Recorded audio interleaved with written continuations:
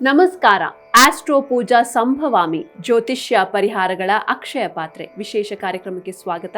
ನಾನು ಸಿಂಚನಾ. ಮೊದಲಿಗೆ ಗುರುಗಳನ್ನ ಬರಮಾಡಿಕೊಳ್ಳೋಣ. ಎಂದಿನಂತೆ ಈ ಕಾರ್ಯಕ್ರಮದಲ್ಲಿ ನಮ್ಮೊಂದಿಗಿದ್ದಾರೆ ವೇದ ಬ್ರಹ್ಮಶ್ರೀ ಸಮನ್ವಯ ಸರಸ್ವತಿ ಕರ್ನಾಟಕ ಜ್ಯೋತಿಷ್ಯ ಮಾರ್ತಾಂಡ ಡಾಕ್ಟರ್ ರಾಘವೇಂದ್ರ ಮೋಕ್ಷಗುಂಡಂ ಗುರೂಜಿಯವರು. ಶ್ರೀಯುತರು ಪ್ರಖ್ಯಾತ ಜ್ಯೋತಿಷಿಗಳು, ವಾಸ್ತು ತಜ್ಞರು, ಬಹುಶ್ರುತ ವಿದ್ವಾಂಸರು ಹಾಗೂ ಆಧ್ಯಾತ್ಮಿಕ ಗುರುಗಳು. Shri Bharadwaj academy of para science studies ಸಂಸ್ಥೆಯ ಸಂಸ್ಥಾಪಕ ನಿರ್ದೇಶಕರು. ಜೊತೆಗೆ ದಕ್ಷಿಣ ಭಾರತದಲ್ಲೇ ಮೊಟ್ಟ ಮೊದಲ ಆನ್ಲೈನ್ ಜ್ಯೋತಿಷ್ಯ ಸೇವಾ ಸಂಸ್ಥೆ ಆಸ್ಟ್ರೋ ಪೂಜಾ ಸಂಸ್ಥೆಯ ಆಧ್ಯಾತ್ಮಿಕ ಸಲಹೆಗಾರರು ಹಾಗೂ ಮಾರ್ಗದರ್ಶಿಗಳು ಕೂಡ ಆಗಿದ್ದಾರೆ. ಬನ್ನಿ ಗುರುಗಳನ್ನ ಸ್ವಾಗತಿಸೋಣ. ನಮಸ್ಕಾರ ಗುರುಜಿ, ಕಾರ್ಯಕ್ರಮಕ್ಕೆ ಸ್ವಾಗತ. ನಮಸ್ಕಾರಮ್ಮ. ಸಮಸ್ತ ಜೀ ಕನ್ನಡ ನ್ಯೂಸ್ ವಾಹಿನಿಯ ವೀಕ್ಷಕ ಬಾಂಧವರಿಗೆ, ಸಂಭವಾಮಿ ಪರಿವಾರದ ಎಲ್ಲ ಸದಸ್ಯರಿಗೂ ಸಹ ಡಾಕ್ಟರ್ ರಾಘವೇಂದ್ರ ಮೋಕ್ಷಗುಂಡಂ ಗುರೂಜಿ ಮಾಡತಕ್ಕಂತಹ ನಮಸ್ಸುಮಾಂಜಲಿಗಳು. ಹರಿ ಓಂ ತತ್ಸತ್. ಗುರೂಜಿ, ಮೊದಲಿಗೆ ನಮ್ಮ ಕಾರ್ಯಕ್ರಮವನ್ನು ಒಂದೊಳ್ಳೆ ಸುಭಾಷಿತದೊಂದಿಗೆ ಪ್ರಾರಂಭ ಮಾಡೋಣ. ಖಂಡಿತಮ್ಮ. ಇವತ್ತಿನ ಸುಭಾಷಿತ ಈ ಪ್ರಕಾರವಾಗಿದೆ. ಶತಂ ವಿಹಾಯ ಭೋಕ್ತವ್ಯಂ, ಸಹಸ್ರಂ ವಿಹಾಯ ಸ್ನಾತವ್ಯಂ, ಲಕ್ಷಂ ವಿಹಾಯ ದಾತವ್ಯಂ, ಕೋಟಿಂ ತ್ಯಕ್ತ್ವಾ ಹರಿಂ ಸ್ಮರೇತ್. ಯಾವ್ಯಾವ ಕೆಲಸಗಳಿಗೆ ಎಷ್ಟು ಇಂಪಾರ್ಟೆನ್ಸ್ ಕೊಡಬೇಕು ಅನ್ನೋದನ್ನು ಈ ಸುಭಾಷಿತ ನಮಗೆ ತಿಳಿಸ್ಕೊಡ್ತಾ ಇದೆ. ನಾವು ಇವತ್ತಿನ ಫಾಸ್ಟ್ ಲೈಫಲ್ಲಿ ಏನು ಮಾಡ್ತಾ ಇದ್ದೀವಿ ಅಂದರೆ, ಯಾವ ಕೆಲಸವನ್ನು ಸಹ ನಾವು ಸಕಾಲಕ್ಕೆ ಮಾಡ್ತಾ ಇಲ್ಲ. ಎಲ್ಲದಕ್ಕೂ ಕಾಲ ಅಂತ ಕೊಟ್ಟಿದ್ದಾರೆ ನಮ್ಮ ಹಿರಿಯರು, ಯಾವುದನ್ನು ಯಾವ ಸಮಯದಲ್ಲಿ ಮಾಡಬೇಕು ಅನ್ನತಕ್ಕಂಥದ್ದು. ಆ ಪ್ರಕಾರವಾಗಿ ಏನು ಹೇಳ್ತಾರೆ ಇಲ್ಲಿ ಅಂದರೆ, ಶತಂ ವಿಹಾಯ ಭೋಕ್ತವ್ಯಂ ಅಂತ ಹೇಳ್ತಾರೆ. ಸರಿಯಾದ ಸಮಯಕ್ಕೆ ಊಟ ಮಾಡಬೇಕು. ಬ್ರೇಕ್ಫಾಸ್ಟ್ ಆಗಲಿ ಅಥವಾ ಲಂಚ್ ಆಗಲಿ ಡಿನ್ನರ್ ಆಗಲಿ ಆ ಸಮಯಕ್ಕೆ ಕರೆಕ್ಟಾಗಿ ಮಾಡಿದ್ರೆ ಮಾತ್ರ ನಮ್ಮ ಶರೀರ ಚೆನ್ನಾಗಿರುವಂಥದ್ದು. ಯಾಕಂದರೆ ಭಾಳಷ್ಟು ಜನ ಅಂದ್ಕೊಳ್ತಾರೆ ಶರೀರನೇ ನಾನು ಅನ್ನೋ ಭ್ರಮೆನಲ್ಲಿ ಇರ್ತೀವಿ. ಶರೀರದ ಒಳಗಿರತಕ್ಕಂಥ ಆತ್ಮ ನಾನು ಅನ್ನೋದು ಗೊತ್ತಾಗೋದಿಲ್ಲ. ಈ ಆತ್ಮ ಚೈತನ್ಯಭರಿತವಾಗಿ ಕೆಲಸ ಮಾಡಬೇಕು ಅಂದರೆ ಶರೀರ ಕೃಶವಾಗಬಾರ್ದು. ಅಂದರೆ ಶರೀರಕ್ಕೆ ಬೇಕಾಗಿರತಕ್ಕಂಥ ಒಂದು ಪುಷ್ಟಿಯನ್ನು, ಆಹಾರವನ್ನು, ನ್ಯೂಟ್ರಿಷನನ್ನು ಕೊಡಬೇಕು. ನಾವು ಹೇಗೆ ಕೊಡಬೇಕು? ಕಲೌ ಅನ್ನಗತಾಃ ಪ್ರಾಣಾಹ ಅಂತ ಹೇಳ್ತಾರೆ. ಕಲಿಯುಗದಲ್ಲಿ ಪ್ರಾಣ ಯಾವುದರಲ್ಲಿದೆ ಅಂದರೆ ಕೇವಲ ನಾವು ತಗೊಳ್ಳೋ ಆಹಾರದಲ್ಲಿ ಮಾತ್ರ ಇದೆ ಅಂತೆ. ಹಿಂದಿನ ಕಾಲದಲ್ಲಿ ಮೂಳೆಗಳಲ್ಲಿರ್ತಾ ಇತ್ತು, ಚರ್ಮದಲ್ಲಿರ್ತಾ ಇತ್ತು, ರಕ್ತದಲ್ಲಿರ್ತಾ ಇತ್ತು, ಅಸ್ಥಿಪಂಜರ ಮಾತನಾಡ್ತಾ ಇತ್ತು ಕೃತಿಯುಗದಲ್ಲಿ. ಅಂದರೆ ಪ್ರಾಣ ಮೂಳೆಗಳಲ್ಲಿರ್ತಾ ಇತ್ತು ಕೃತಿಯುಗದಲ್ಲಿ. ಕಲಿಯುಗದಲ್ಲಿರೋದು ಬರೀ ಅನ್ನದಲ್ಲಿ ಮಾತ್ರ.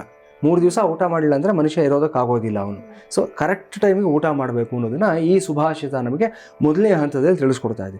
ಶತಂ ವಿಹಾಯ ಭೋಕ್ತವ್ಯಂ, 100 ಕೆಲಸ ಇದ್ರೂ ಪಕ್ಕದಲ್ಲಿಟ್ಟು ಸರಿಯಾದ ಟೈಮ್ಗೆ ಊಟ ಮಾಡು ಅನ್ನತಕ್ಕಂಥದ್ದು. ಇದೇ ಮಾತನ್ನು ನಮಗೆ ಯಾರು ಹೇಳ್ತಾರೆ ಅಂದರೆ, ಕೇವಲ ಒಬ್ಬ ತಾಯಿ ಮಾತ್ರ ಹೇಳೋದಕ್ಕೆ ಸಾಧ್ಯ.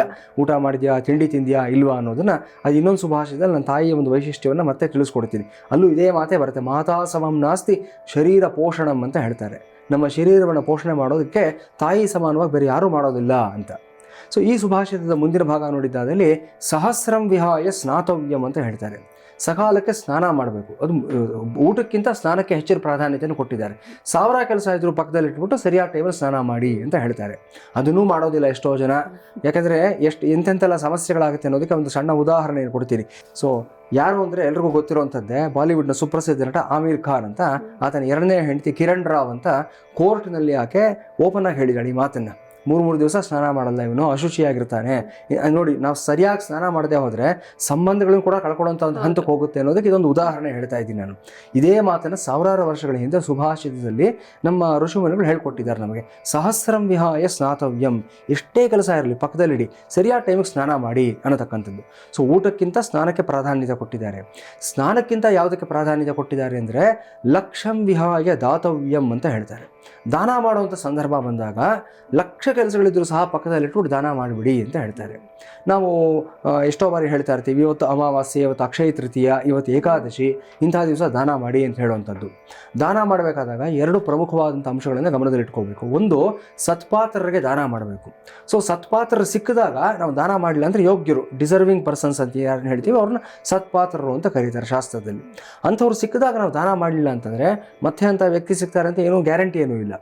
2ನೇದು, ದಾನ ಮಾಡಬೇಕು ಅನ್ನೋ ಮನಸ್ಥಿತಿ ನನಗೆ ಬರಬೇಕು. ಎಲ್ಲ ಸಮಯದಲ್ಲೂ ಇರೋದಿಲ್ಲ. ಸೊ ನನ್ನ ಜೋಬಲ್ಲಿ ಯಾವಾಗಲೂ ದುಡ್ಡಿರುತ್ತೆ, ಕೊಡಬೇಕು ಅನ್ನೋ ಭಾವನೆ ಬರೋದಿಲ್ಲ. ಕೊಡಬೇಕು ಅನ್ನೋ ಭಾವನೆ ಬಂದಾಗ, ಸರಿಯಾದ ವ್ಯಕ್ತಿನೂ ಸಿಕ್ಕಿದಾಗ, ಅದು ವಿಶೇಷವಾದ ದಿವಸನೂ ಆಗಿದ್ದಾದಲ್ಲಿ, ಏಕಾದಶಿನೋ ಅಕ್ಷಯ ತೃತೀಯನೋ ವಿಜಯದಶಮಿನೋ ಆಗಿದ್ದಾದಲ್ಲಿ, ಆ ಸಮಯದಲ್ಲಿ ಲಕ್ಷ ಕೆಲಸಗಳಿದ್ದರೂ ಪಕ್ಕದಲ್ಲಿಟ್ಟು ದಾನ ಮಾಡಿದ್ದಾದಲ್ಲಿ ನಿಮಗೆ ವಿಶೇಷವಾದ ಪುಣ್ಯ ಫಲ ಲಭಿಸುತ್ತೆ. ನೀವು ಮಾಡೋ ದಾನ ನಿಮ್ಮೊಬ್ಬರನ್ನಲ್ಲ, ನಿಮ್ಮ ಮುಂದಿನ ತಲೆಮಾರುಗಳನ್ನು, ಪೀಳಿಗೆಗಳನ್ನು ಕಾಪಾಡುತ್ತೆ ಅನ್ನುವಂಥದ್ದು. ಸೊ ದಾನಕ್ಕಿಂತ ಶ್ರೇಷ್ಠವಾಗಿರ್ತಕ್ಕಂಥದ್ದು ಯಾವುದನ್ನು ಮುಂದಿನ ಹಂತದಲ್ಲಿ ಹೇಳ್ತಾರೆ, ಕೋಟಿಂ ತ್ಯಕ್ತ್ವ ಹರಿಂ ಸ್ಮರೇತ್ ಅಂತ ಹೇಳ್ತಾರೆ. ಕೋಟಿ ಕೆಲಸಗಳಿದ್ದರೂ ಸಹ ಪಕ್ಕದಲ್ಲಿಟ್ಟು ಭಗವನ್ ನಾಮ ಸ್ಮರಣೆಯನ್ನು ಮಾಡಬೇಕು. ಹರಿಂ ಸ್ಮರೇತ್ ಅಂತ ಹರಿಯನ್ನು ಒಂದು ಸಾಂಕೇತಿಕವಾಗಿ ತೆಗೆದುಕೊಂಡಿದ್ದಾರೆ. ನಿಮ್ಮ ಇಷ್ಟ ದೇವತೆ, ನಿಮ್ಮ ಕುಲದೇವತೆ ಅದು ಯಾರಾದರೂ ಆಗಿರ್ಬೋದು, ಗಣಪತಿ ಆಗಲಿ, ಮಹಾವಿಷ್ಣು ಆಗಲಿ, ದೇವಿ ಆಗಲಿ, ದುರ್ಗೆ ಆಗಲಿ, ಆ ದೇವರನ್ನ ಸ್ಮರಣೆಯನ್ನು ಮಾಡಬೇಕು ಅಂತ. ಅದಕ್ಕೆ ಹಿರಿಯರು ಬೆಳಿಗ್ಗೆ ಎದ್ದಾಗಿಂದ ರಾತ್ರಿ ಮಲಗೋವರೆಗೂ ಸಹ ಒಂದೊಂದು ಹಂತದಲ್ಲಿ ಒಂದೊಂದು ನಾಮಸ್ಮರಣೆ ಶ್ಲೋಕಗಳನ್ನು ಹೇಳ್ಕೊಟ್ಟಿದ್ದಾರೆ ನಮಗೆ. ಬೆಳಿಗ್ಗೆ ಹೇಳ್ತಾ ಇದ್ದ ಹಾಗೆ ಕರಾಗ್ರೇ ವಸತೆ ಲಕ್ಷ್ಮಿ ಅಂತ ಹೇಳ್ತೀವಿ. ಭೂದೇವಿಗೆ ನಮಸ್ಕಾರ ಮಾಡಿಕೊಂಡು ಸಮುದ್ರ ವಸನೆ ದೇವಿ ಅಂತ ಹೇಳಿ ಆಕೆಯನ್ನು ಪ್ರಾರ್ಥನೆಯನ್ನು ಮಾಡ್ಕೊಳ್ತೀವಿ. ಸ್ನಾನ ಮಾಡಬೇಕಾದಾಗ ಒಂದಷ್ಟು ಶ್ಲೋಕಗಳಿರುತ್ತೆ. ಹರಿರ್ ನಾರಾಯಣೋ ಗಂಗಾ, ಗಂಗಾ ನಾರಾಯಣೋ ಹರಿಹಿ ಇತ್ಯಾದಿಯಾಗಿ ಒಂದಷ್ಟು ಶ್ಲೋಕಗಳು ಹೇಳ್ತೀವಿ. ಊಟ ಮಾಡೋದಕ್ಕೆ ಮೊದಲು ಒಂದಷ್ಟು ಶ್ಲೋಕಗಳು, ಊಟದ ನಂತರ ಒಂದಷ್ಟು ಶ್ಲೋಕಗಳು ಇರುತ್ತೆ. ರಾತ್ರಿ ಮಲಗೋದಕ್ಕೆ ಮೊದಲು ಒಂದಷ್ಟು ದೇವತೆಗಳನ್ನು ಸ್ಮರಣೆಯನ್ನು ಮಾಡ್ಕೊಳ್ತೀವಿ. ರಾಮಂ ಸ್ಕಂದಂ ಹನುಮಂತಂ ವೈನತೇಯಂ ಮೃಗೋದರಂ ಶಯನೇಯ ಸ್ಮರ ನಿತ್ಯಂ ದುಸ್ವಪ್ನಂ ತಸ್ಯ ನಶ್ಯತಿ ಅಂತ ಹೇಳ್ತಾರೆ. ಈ ಪ್ರಕಾರ ಪ್ರತಿ ಹಂತದಲ್ಲೂ ಯಾಕೆ ಭಗವನ್ನಾಮ ಸ್ಮರಣೆಯನ್ನು ಮಾಡ್ತಾ ಇರಬೇಕು ಅಂತಂದರೆ, ಕಲಿಯುಗದಲ್ಲಿ ನಮಗೆ ಗೊತ್ತಿಲ್ಲದೇನೆ ಪಾಪಗಳನ್ನು ನಾವು ಕ್ರೋಢೀಕರಣ ಮಾಡ್ಕೊಳ್ತಾ ಇರ್ತೀವಿ. ಕಾಯ ವಾಚ ಮನಸ ನಾವು ಮಾಡತಕ್ಕಂಥ ಕೆಲಸಗಳ ಮೂಲಕ ಪಾಪಗಳು ಸೇರ್ತಾ ಇರುತ್ತೆ, ನಮಗೆ ಪುಣ್ಯಗಳು ಸೇರ್ತಾ ಇರುತ್ತೆ. ಒಂದು ವೇಳೆ ಪಾಪಗಳು ಗೊತ್ತಿಲ್ಲದೆ ನಮ್ಮಲ್ಲಿ ಕ್ರೋಢೀಕೃತವಾಗಿದ್ದಾದಲ್ಲಿ, ಅಕ್ಯುಮುಲೇಟ್ ಆಗಿದೆ ಅನ್ನೋದ್ರ ಪಕ್ಷದಲ್ಲಿ ಅದನ್ನು ನಿವಾರಣೆ ಮಾಡ್ಕೊಳ್ಳೋದಕ್ಕೆ ತುಂಬ ಸರಳವಾದ ಪರಿಹಾರ ಯಾವುದು ಅಂದರೆ ಕಲವು ನಾಮ ಸಂಕೀರ್ತನಂ, ಭಗವನ್ ನಾಮ ಸಂಕೀರ್ತನೆ. ಅದಕ್ಕೆ ಕೋಟಿ ಕೆಲಸ ಇದ್ರೂ ಸಹ ಬಿಟ್ಟುಬಿಟ್ಟು ಭಗವಂತ ಸ್ಮರಣೆಯನ್ನು ಮಾಡಿ ಅಂತ ಇಲ್ಲಿ ಹೇಳ್ತಾ ಇದ್ದಾರೆ. ಅದಕ್ಕೆ ಹಿರಿಯರು ಕೂತ್ಕೊಂಡಾಗ ಎದ್ದಾಗ ಯಾವುದೋ ಒಂದು ದೇವರ ಹೆಸರನ್ನು ಹೇಳ್ತಾನೆ ಇರ್ತಾರೆ. ಕೃಷ್ಣ, ರಾಮ, ಗೋವಿಂದ, ವಾಸುದೇವ ಇತ್ಯಾದಿ ಹೇಳುವಂಥದ್ದು, ಮಕ್ಕಳಿಗೆ ಅದೇ ಹೆಸರುಗಳನ್ನ ಹೇಳುವಂಥದ್ದು. ಅವರ ಹೆಸರನ್ನ ನಾವು ಕರೆದಾಗಾದರೂ ಕೊನೆ ಪಕ್ಷ ಪರೋಕ್ಷವಾಗಿ ದೇವರ ನಾಮ ಸ್ಮರಣೆಯನ್ನು ಮಾಡ್ತಾ ಇರ್ತೀವಿ, ಭಗವಂತನ ಸ್ಮರಣೆ ಆಗುತ್ತೆ ಅನ್ನುವಂಥದ್ದು. ಇದರಿಂದ ಮುಕ್ತಿಯನ್ನೇ ಪಡ್ಕೊಂಡಂಥ ಅಜಾಮಿಳನ ಒಂದು ವಿಶೇಷವಾದ ಉಪಾಖ್ಯಾನನೂ ಸಹ ಇದೆ. ಹೀಗೆ ಅದಕ್ಕೆ ಇದೆಲ್ಲದಕ್ಕೂ ಅಷ್ಟೇ ಸಾಕಷ್ಟು ವಿಶೇಷವಾದ ಅರ್ಥಗಳು, ಕಾರಣಗಳನ್ನು ಶಾಸ್ತ್ರಕಾರರು ತಿಳಿಸ್ಕೊಟ್ಟಿದ್ದಾರೆ. ಈ ಸುಭಾಷಿತದ ಮೂಲಕ ನಾವು ಅರ್ಥ ಮಾಡ್ಕೊಳ್ತಕ್ಕಂಥದ್ದು ಏನಂತಂದರೆ, 100 ಕೆಲಸಗಳಿದ್ದರೂ ಸಹ ಅದನ್ನು ಬಿಟ್ಟು ಸರಿಯಾದ ಸಮಯಕ್ಕೆ ಊಟ ಮಾಡಬೇಕು, 1000 ಕೆಲಸಗಳಿದ್ದರೂ ಸಹ ಅದನ್ನು ಬಿಟ್ಟು ಸಕಾಲದಲ್ಲಿ ಸ್ನಾನ ಮಾಡಬೇಕು, 1,00,000 ಕೆಲಸಗಳಿದ್ದರೂ ಸಹ ಅದನ್ನು ಬಿಟ್ಟು ದಾನವನ್ನು ಕೊಡಬೇಕು, ಕೋಟಿ ಕೆಲಸಗಳಿದ್ದರೂ ಸಹ ಅದನ್ನು ಬಿಟ್ಟು ಭಗವನ್ನಾಮ ಸ್ಮರಣೆಯನ್ನು ಮಾಡಬೇಕು ಅನ್ನತಕ್ಕಂಥದ್ದು. ಖಂಡಿತ ಗುರುಜಿ, ಬಹಳ ಅದ್ಭುತವಾದ ಸುಭಾಷಿತವನ್ನು ತಿಳಿಸಿದ್ರಿ. ಈಗ ನಮ್ಮ ವೀಕ್ಷಕರಿಗೆ ಈ ದಿನದ ಪಂಚಾಂಗವನ್ನು ತಿಳಿಸಿ ಗುರುಜಿ. ಖಂಡಿತಮ್ಮ. ಓಂ ನಮೋ ನಾರಾಯಣಾಯೇತಿ ಮಂತ್ರೋಪಾಸಕಃ ವೈಕುಂಠಭುವನಲೋಕಂ ಗಮಿಷ್ಯತಿ ತದಿದಂ ಪರಂ ಪುಂಡರೀಕಂ ವಿಜ್ಞಾನಘನಂ ತಸ್ಮಾತ್ ತದಿದಾವನ್ಮಾತ್ರಂ ನಾರಾಯಣಾಯ ವಿದ್ಮಹೇ ವಾಸುದೇವಾಯ ಧೀಮಹಿ ತನ್ನೋ ವಿಷ್ಣುಃ ಪ್ರಚೋದಯಾತ್. ಶ್ರೀಮನ್ಮಹಾವಿಷ್ಣವೇ ನಮಃ. ನಮಸ್ಕರೋಮಿ. ಈ ದಿನ ತಾರೀಕು ಮೇ 28, 2025ನೇ ಸಂವತ್ಸರ, ಬುಧವಾರ, ವಿಶ್ವಾವಸುನಾಮ ಸಂವತ್ಸರ, ಉತ್ತರಾಯಣ, ಗ್ರೀಷ್ಮ ಋತು, ಜ್ಯೇಷ್ಠ ಮಾಸ, ಶುಕ್ಲ ಪಕ್ಷ. ಪಾಡ್ಯಮಿ ತಿಥಿ ಅಂದರೆ ಪ್ರತಿಪತ್ ತಿಥಿ ಬೆಳಿಗ್ಗೆ 6:24 ನಂತರ ದ್ವಿತೀಯ ತಿಥಿ ನಾಳೆ ಬೆಳಗಿನ ಜಾವ 4:26 ಇರುತ್ತೆ. ಈ ದಿನ ಬುಧವಾರ, ಮೃಗಶಿರ ನಕ್ಷತ್ರ ರಾತ್ರಿ 12:29 ಇರುತ್ತೆ. ಧೃತಿನಾಮ ಯೋಗ, ಭವನಾಮಕರಣ ಉಪರಿ ಬಾಲವನಾಮಕರಣ ಅಂದರೆ 2 ಕರಣಗಳು ಇವತ್ತಿರುವಂಥದ್ದನ್ನು ನಾವು ಕಾಣ್ತಾ ಇದ್ದೀವಿ. ಸೂರ್ಯೋದಯ ಬೆಳಿಗ್ಗೆ 5:52, ಸೂರ್ಯಾಸ್ತ ಸಂಜೆ 6:39. ಈ ದಿನದ ಅಮೃತಗಳಿಗೆ ಸಂಜೆ 6:43 ಸಂಭವಿಸ್ತಾ ಇದೆ. ಸೌರಮಾನ ಪಂಚಾಂಗದ ಪ್ರಕಾರ ಈ ದಿನವನ್ನು ವೃಷಭ ಮಾಸ ತೇದಿ 14 ಅಂತ ಗುರುತಿಸ್ತಾ ಇದ್ದೀವಿ. ಇವತ್ತಿನ ರಾಹುಕಾಲ ಮಧ್ಯಾಹ್ನ 12:20 1:56 ಇರುತ್ತೆ. ಯಮಗಂಡ ಕಾಲ ಬೆಳಿಗ್ಗೆ 7:32 9:08 ಇರುತ್ತೆ. ಇವತ್ತಿನ ಗ್ರಹ ಸಂಚಾರದ ವೈಶಿಷ್ಟ್ಯಗಳನ್ನು ನೋಡಿದ್ದಾದಲ್ಲಿ ರೋಹಿಣಿ ನಕ್ಷತ್ರದ 2ನೇ ಪಾದಕ್ಕೆ ರವಿಯ ಪ್ರವೇಶ ಆಗ್ತಾ ಇದೆ. ಇವತ್ತಿನ ವಿಶೇಷ ಆಚರಣೆಯನ್ನು ನೋಡಿದ್ದಾದರೆ ನಾವು ಚಂದ್ರ ದರ್ಶನ ಅಂತ ಪಂಚಾಂಗದಲ್ಲಿ ಹೇಳಿದ್ದಾರೆ. ಚಂದ್ರ ದರ್ಶನ ಪ್ರತಿದಿನ ಮಾಡಬಹುದಲ್ಲ ಅಂತ ನಮಗನಿಸುತ್ತೆ. ಪ್ರತಿದಿನ ಚಂದ್ರ ಹುಟ್ಟುತ್ತಾನೆ, ಸೂರ್ಯ ಹುಟ್ಟುತ್ತಾನೆ, ಇಬ್ಬರು ಮುಳುಗುತ್ತಾರೆ, ಸೂರ್ಯಾಸ್ತಮಾನಗಳು ಚಂದ್ರಾಸ್ತಮಾನಗಳು ಆಗ್ತಾನೆ ಇರುತ್ತಲ್ಲ ಅಂತ ಇವತ್ತೊಂದು ವಿಶೇಷತೆ ಇದೆ. ಅದನ್ನು ಮುಂದಿನ ಹಂತದಲ್ಲಿ ವಿವರಣೆಯನ್ನು ಕೊಡ್ತೀನಿ ನಾನು. ಇನ್ನು ಇವತ್ತಿನ ಹಬ್ಬ, ಉತ್ಸವ, ಪರ್ವದಿನಗಳನ್ನು ನೋಡಿದ್ದಾದಲ್ಲಿ ಕರವೀರ ವ್ರತ ಅಂತ ಒಂದು ವಿಶೇಷವಾದ ವ್ರತಾಚರಣೆಯ ಬಗ್ಗೆ ಹೇಳಿದ್ದಾರೆ. ಬಹಳ ಹಿಂದಿನ ತಲೆಮಾರಿನಲ್ಲಿ ಈ ಥರದ ವ್ರತಗಳನ್ನೆಲ್ಲ ಸಾಕಷ್ಟು ಜನ ಮಾಡ್ತಾ ಇದ್ರು. ಇವತ್ತು ಮಾಡಿದ್ರೆ ಖಂಡಿತ ಏನೂ ತಪ್ಪಿಲ್ಲ, ಎಲ್ಲ ವಿಶೇಷವಾದ ಫಲಿತಾಂಶಗಳನ್ನು ಪಡ್ಕೊಳ್ತೀರಾ. ಇನ್ನು ಆಸ್ಟ್ರೋ ಪೂಜಾ ಪ್ರಯುಕ್ತ ಇವತ್ತಿನ ದಿವಸ ಆಯೋಜಿತವಾಗಿರತಕ್ಕಂಥ ಪರಿಹಾರ ಪೂಜೆಗಳನ್ನು ನೋಡಿದ್ದಾದಲ್ಲಿ ಉಡುಪಿ ಕ್ಷೇತ್ರದಲ್ಲಿ ಪಾಡ್ಯಮಿ ವಿಶೇಷ ನಾಗವಾಸುಕಿ ದೇವಾಲಯದಲ್ಲಿ ನವಗ್ರಹ ಪಂಚಾಮೃತಾಭಿಷೇಕವನ್ನು ನಡೆಸ್ತಾ ಇದ್ದೀವಿ ಇವತ್ತಿನ ದಿವಸ. ಮುಂಬರುವಂತಹ ಆಸ್ಟ್ರೋ ಪೂಜಾ ಆಯೋಜಿತ ಪರಿಹಾರ ಪೂಜೆಗಳನ್ನು ನೋಡಿದ್ದಾದಲ್ಲಿ 30/5/2025 ಉಡುಪಿ ಕ್ಷೇತ್ರದಲ್ಲಿ ತಿಂಗಳ ಕೊನೆಯ ಶುಕ್ರವಾರ ವಾಸುಕಿ ರಾಜೇಶ್ವರಿ ದೇವಾಲಯದಲ್ಲಿ ಲಲಿತಾ ತ್ರಿಪುರ ಸುಂದರಿ ಸಹಸ್ರನಾಮ ಪೂಜಾ ಮತ್ತು ದುರ್ಗಾ ದೀಪ ನಮಸ್ಕಾರ ಪೂಜಾ ಅನ್ನತಕ್ಕಂಥ ವಿಶೇಷವಾದ ಪೂಜೆಯನ್ನು ನಡೆಸ್ತಾ ಇದ್ದೀವಿ. 31ನೇ ತಾರೀಕು ಕುಂಭಕೋಣಂ ಕ್ಷೇತ್ರದಲ್ಲಿ ಶುಕ್ಲ ಪಂಚಮಿ ಪ್ರಯುಕ್ತ ವಿಶೇಷ ವಾರಾಹಿ ಹೋಮವನ್ನು ಸಹ ನಡೆಸ್ತಾ ಇದ್ದೀವಿ. ಇನ್ನು 4ನೇ ತಾರೀಕು ಅಂದರೆ ಜೂನ್ 4ನೇ ತಾರೀಕು ಕುಂಭಕೋಣಂ ಕ್ಷೇತ್ರದಲ್ಲಿ ಉತ್ತರಾ ಫಲ್ಗುಣಿ ನಕ್ಷತ್ರ ಪ್ರಯುಕ್ತ ಗಿರಿಜಾ ಕಲ್ಯಾಣೋತ್ಸವ ಸೇವೆಯನ್ನು ಸಹ ನಡೆಸಲಾಗ್ತಾ ಇದೆ. ಸೊ ನಮ್ಮ ವೀಕ್ಷಕರು ಯಾರ್ಯಾರು ಈ ಕಾರ್ಯಕ್ರಮಗಳಲ್ಲಿ ಭಾಗವಹಿಸಬೇಕು ಅಂತ ಆಸಕ್ತಿ ಇರತಕ್ಕಂಥವರು, ನಿಮಗೆ ಗೊತ್ತಿದೆ ಈಗಾಗಲೇ ನಾವೆಲ್ಲ ತಿಳಿಸ್ಕೊಟ್ಟಿದ್ದೀವಿ ಏನು ಮಾಡಬೇಕು ಅನ್ನತಕ್ಕಂಥದ್ದು. ನಮ್ಮ ವೆಬ್ಸೈಟ್ www.astropuja.com ಈ ವೆಬ್ಸೈಟ್ಗೆ ಬನ್ನಿ. ಅಲ್ಲಿ ಈ ಪ್ರತಿಯೊಂದು ಪೂಜೆಗೂ ಸಂಬಂಧಪಟ್ಟಂಥ ಪ್ರತ್ಯೇಕವಾದ ಪೇಜ್ ಇರುತ್ತೆ. ಸೊ ನೀವು ಆ ಪೂಜೆಯ ಹೆಸರಿನಲ್ಲಿ ನೀವು ಟೈಪ್ ಮಾಡಿದ್ದಾದಲ್ಲಿ ಆ ಪೂಜೆಗೆ ಸಂಬಂಧಪಟ್ಟಂಥ ಸಂಪೂರ್ಣ ವರ್ತಮಾನ ನಿಮಗೆ ಲಭಿಸುತ್ತೆ. ಆ ಪೂಜೆ ಯಾವತ್ತು ನಡೆಸ್ತೀವಿ, ಎಷ್ಟೊತ್ತಿಗೆ ಯಾವತ್ತು ನೋಂದಾವಣೆ ಮಾಡ್ಕೊಳ್ಳೋದಕ್ಕೆ ನೀವು ಅಂದರೆ ಅಲ್ಲಿ ನಾಮಿನೇಟ್ ಆಗೋದಕ್ಕೆ ಕಟ್ ಆಫ್ ಟೈಮ್ ಏನು, ಲಾಸ್ಟ್ ಪೀರಿಯಡ್ ಏನು, ಆ ಪೂಜೆಗೆ ಸೇವಾ ಶುಲ್ಕ ಏನಿರುತ್ತೆ, ಒಬ್ರಿಗಾದರೆ ಎಷ್ಟಾಗುತ್ತೆ, ಫ್ಯಾಮಿಲಿ ಪ್ಯಾಕ್ ಆದರೆ ಎಷ್ಟು ಜನಕ್ಕೆ, ಇಬ್ಬರಿಗಾದರೆ ಎಷ್ಟಾಗುತ್ತೆ, 5 ಜನಕ್ಕಾದರೆ ಎಷ್ಟಾಗುತ್ತೆ, ಮತ್ತು ಆ ಪೂಜೆ ಮಾಡಿಸೋದ್ರಿಂದ ಏನು ಫಲಿತಾಂಶಗಳು ಲಭಿಸುತ್ತೆ, ಬಹಳ ಮುಖ್ಯ ಇದು. ಯಾವ ಪೂಜೆ ನಿಮಗೆ ಅನ್ವಯ ಆಗುತ್ತೆ, ಯಾವುದರಿಂದ ನಿಮಗೆ ಫಲ ಲಭಿಸುತ್ತೆ ಅನ್ನತಕ್ಕಂಥದ್ದು ಅದನ್ನು ನೋಡಿ. ಮತ್ತು ಎಲ್ಲ ವಿವರಣೆಗಳನ್ನು ಸಹ ಸಂಪೂರ್ಣವಾಗಿ ಕೊಟ್ಟಿರ್ತೀವಿ. ನೀವು ನೋಂದಾವಣೆ ಮಾಡ್ಕೊಳ್ತಾ ಇದ್ದ ಮರುಕ್ಷಣದಲ್ಲೇ ನಮ್ಮ ಕಾಲ್ ಸೆಂಟರ್ ಟೀಮಿಂದ, ನಮ್ಮ ಸಪೋರ್ಟ್ ಟೀಮಿಂದ ನಿಮಗೊಂದು ಕರೆ ಬರುತ್ತೆ. ನಿಮ್ಮ ನೋಂದಾವಣೆಯನ್ನು ನಾವು ಕನ್ಫರ್ಮ್ ಮಾಡ್ತೀವಿ. ನಂತರ ಮುಂದಿನ ಪ್ರತಿಯೊಂದು ವರ್ತಮಾನವನ್ನು ಸಹ ನಿಮಗೆ ವಾಟ್ಸಾಪ್ ಮೂಲಕ ನಮ್ಮ ಸಹಾಯ ಸೇನೆ ನಿಮಗೆ ಸಂಪೂರ್ಣವಾಗಿ ತಿಳಿಸ್ತಾ ಇರ್ತಾರೆ. ಪೂಜೆ ಸ್ಟಾರ್ಟ್ ಆಗೋದಕ್ಕೆ ಸ್ವಲ್ಪ ನಿಮಿಷದ ಮುಂಚೆ ನಿಮಗೆ ಲೈವ್ ಸ್ಟ್ರೀಮಿಂಗ್ ಲಿಂಕನ್ನು ಸಹ ಶೇರ್ ಮಾಡ್ತೀವಿ. ಆ ಪೂಜೆಯಲ್ಲಿ ಯಾರ್ಯಾರು ನೀವು ನೋಂದಾಯಿಸ್ಕೊಂಡಿರ್ತೀರಾ ಅವರ ಹೆಸರು, ನಕ್ಷತ್ರ, ಗೋತ್ರ ಇದೆಲ್ಲವನ್ನು ಹೇಳಿ ಸಂಕಲ್ಪವನ್ನು ಸಂಪೂರ್ಣವಾಗಿ ನಿಮ್ಮ ಹೆಸರಲ್ಲಿ ಮಾಡಲಾಗುತ್ತೆ. ಪೂಜೆಯನ್ನು ನೀವು ಸಂಪೂರ್ಣವಾಗಿ ಕುಳಿತ ಕಡೆಯೇ ನೋಡಬಹುದು. ಪೂಜೆ ಎಲ್ಲ ಮುಗಿದ ನಂತರ ಕೊನೆಯಲ್ಲಿ ಪ್ರಸಾದವನ್ನು ಅಷ್ಟೇ 4 ರಿಂದ 5 ದಿನಗಳೊಳಗಡೆ ನಿಮ್ಮ ವಿಳಾಸಕ್ಕೆ ನಾವು ಅದನ್ನು ಕೊರಿಯರ್ ಮೂಲಕ ತಲುಪಿಸ್ಕೊಡ್ತೀವಿ. ಸೊ ಇದಿಷ್ಟು ಆಸ್ಟ್ರೋ ಪೂಜಾ ನಡೆಸ್ತಾ ಇರತಕ್ಕಂಥ ಹಲವಾರು ಸೇವೆಗಳಲ್ಲಿ ಪೂಜೆಗಳಿಗೆ ಸಂಬಂಧಪಟ್ಟಂಥ ಸೇವೆಯ ಒಂದು ಸಂಕ್ಷಿಪ್ತ ಒಂದು ವಿವರಣೆ, ಇದರ ಒಂದು ವರ್ತಮಾನ ಆಗಿರುತ್ತೆ. ಖಂಡಿತ ಗುರುಜಿ. ಇನ್ನು ಬಹಳಷ್ಟು ಜನಕ್ಕೆ ಇರುವಂಥ ಪ್ರಶ್ನೆ ಏನಂದರೆ ಈ ಬಿದಿಗೆ ಚಂದ್ರ ದರ್ಶನದ ಮಹತ್ವ ಏನು ಅಂತ. ಇದರ ಜೊತೆಗೆ ಬಿದಿಗೆ ಚಂದ್ರ ದರ್ಶನಕ್ಕೂ ಹಾಗೂ ಸಹಸ್ರ ಚಂದ್ರ ದರ್ಶನ ಶಾಂತಿಗೂ ಇರುವಂಥ ಸಂಬಂಧ ಏನು ಅನ್ನೋದು ಬಹಳಷ್ಟು ವೀಕ್ಷಕರ ಪ್ರಶ್ನೆ. ಇದ್ರ ಬಗ್ಗೆ ಹೇಳೋದಾದರೆ ಖಂಡಿತ ಅಮ್ಮ, ಬಹಳ ಅತ್ಯುತ್ತಮವಾದಂಥ ಒಂದು ವಿಚಾರ ಇದು. ನಾವು ತಿಳ್ಕೊಬೇಕಾಗಿರ್ತಕ್ಕಂಥ, ಯಾಕಂದರೆ ನಾವು ಏನೇ ಹೇಳಿದ್ರು ಸಹ ಅಸ್ಟ್ರಾಲಜಿ ಬೇಸ್ಡಾಗಿ ಹೇಳ್ತಾ ಇರ್ತೀವಿ. ಬಹಳಷ್ಟು ಜನಕ್ಕೆ ಇವತ್ತಿಗೂ ಗೊಂದಲ, ಇವತ್ತಿಗೂ ಪ್ರಶ್ನೆ ಮಾಡೋರು, ಅನುಮಾನ ಪಡೋರು ಇರ್ತಾರೆ. ಅಸ್ಟ್ರಾಲಜಿ ಇಸ್ ನಾಟ್ ಸೈನ್ಸ್ ಅಂತ ಹೇಳುವಂಥವ್ರು ಸುಮಾರು ಜನ ಇದ್ದಾರೆ. ಇಟ್ ಈಸ್ ಅನ್ಸೈಂಟಿಫಿಕ್ ಅಂತೆಲ್ಲ ಹೇಳ್ತಕ್ಕಂಥವ್ರು. ಈ ಥರದವ್ರಿಗೆ ನಾನು ಹೇಳುವಂಥ ಒಂದು ಮಾತೇನಂತಂದರೆ, ಇವತ್ತಲ್ಲ ನಿನ್ನೆಯಲ್ಲ 2004ರಲ್ಲಿ ಹೈಕೋರ್ಟ್ ಒಂದು ತೀರ್ಮಾನ ಕೊಟ್ಟಿದೆ. ಅಸ್ಟ್ರಾಲಜಿ ಈಸ್ ಸೈನ್ಸ್ ಅಂತ ಹೇಳಿ ಒಂದು ತೀರ್ಮಾನವನ್ನು ಕೊಟ್ಟಿದ್ದಾರೆ. It is no point in debating about this ಅಂತ ಹೇಳಿದ್ದಾರೆ. 2005ರಲ್ಲಿ ಸುಪ್ರೀಂ ಕೋರ್ಟ್ ಅದನ್ನು ಅಪ್ಹೋಲ್ಡ್ ಮಾಡಿದೆ. ಅದೇ ವರ್ಡಿಕ್ಟ್, ಹೈಕೋರ್ಟ್ ಕೊಟ್ಟಿರ್ತಕ್ಕಂಥ ವರ್ಡಿಕ್ಟ್ನ ಸುಪ್ರೀಂ ಕೋರ್ಟ್ ಅದನ್ನು ಎತ್ತಿ ಹಿಡಿದಿದೆ ಅದನ್ನು. ಸೊ ಅಸ್ಟ್ರಾಲಜಿ ಸೈನ್ಸ್ ಅನ್ನೋದನ್ನು ನಮ್ಮ ಧರ್ಮ ನಂಬುತ್ತೆ, ನಮ್ಮ ಶಾಸ್ತ್ರ ನಂಬುತ್ತೆ, ನಮ್ಮ ಸಂಸ್ಕೃತಿ ನಂಬುತ್ತೆ, ನಮ್ಮ ಕಾನೂನು ಸಹ ನಂಬುತ್ತಾ ಇದೆ. ಸೊ ಯಾರ್ಯಾರಿಗೆ ಅನುಮಾನ ಇದೆ ದಯವಿಟ್ಟು ನೀವು ಗೂಗಲ್ಗೆ ಹೋಗಿ ಸರ್ಚ್ ಮಾಡಿ ಇದ್ರ ಬಗ್ಗೆ ಕಾನೂನು ಕೊಟ್ಟಿರ್ತಕ್ಕಂಥ ಒಂದು ತೀರ್ಪು ಏನಿದೆ ಅನ್ನೋದು ನೀವು ತಿಳ್ಕೊಬೋದು. ಸುಪ್ರೀಂ ಕೋರ್ಟೇ ಕೊಟ್ಟಿರ್ತಕ್ಕಂಥ ಒಂದು ವರ್ಡಿಕ್ಟ್ ಆಗಿರುತ್ತೆ. So there is no second thought about it. ಇದನ್ನು ಮತ್ತೆ ನಾವು ಪ್ರೂವ್ ಮಾಡ್ತಾನೆ ಇರ್ತೀವಿ. ಯಾಕೆಂದರೆ ಎಲ್ಲ ಕ್ಯಾಲ್ಕುಲೇಷನ್ಸ್ ಬೇಸಿಸ್ ಆಗಿ ನಾವು ಹೇಳಬೇಕಾದಾಗ ದೃಗ್ಗಣಿತ ಪಂಚಾಂಗ ಅಂತ ಇದೆ. ಈಗ ನಾವು ಪಂಚಾಂಗ ಪ್ರತಿದಿನ ಓದ್ತೀವಿ. ಇದರಲ್ಲಿ 4 ರೀತಿಯಾದಂಥ ಪಂಚಾಂಗಗಳು ಇರುತ್ತೆ. ವಾಕ್ಯ ಪಂಚಾಂಗ, ದೃಗ್ಗಣಿತ ಪಂಚಾಂಗ, ಸೂರ್ಯ ಸಿದ್ಧಾಂತ, ಆರ್ಯಭಟೀಯ ಅಂತ 4 ರೀತಿ ಪಂಚಾಂಗಗಳು ಇರುತ್ತೆ.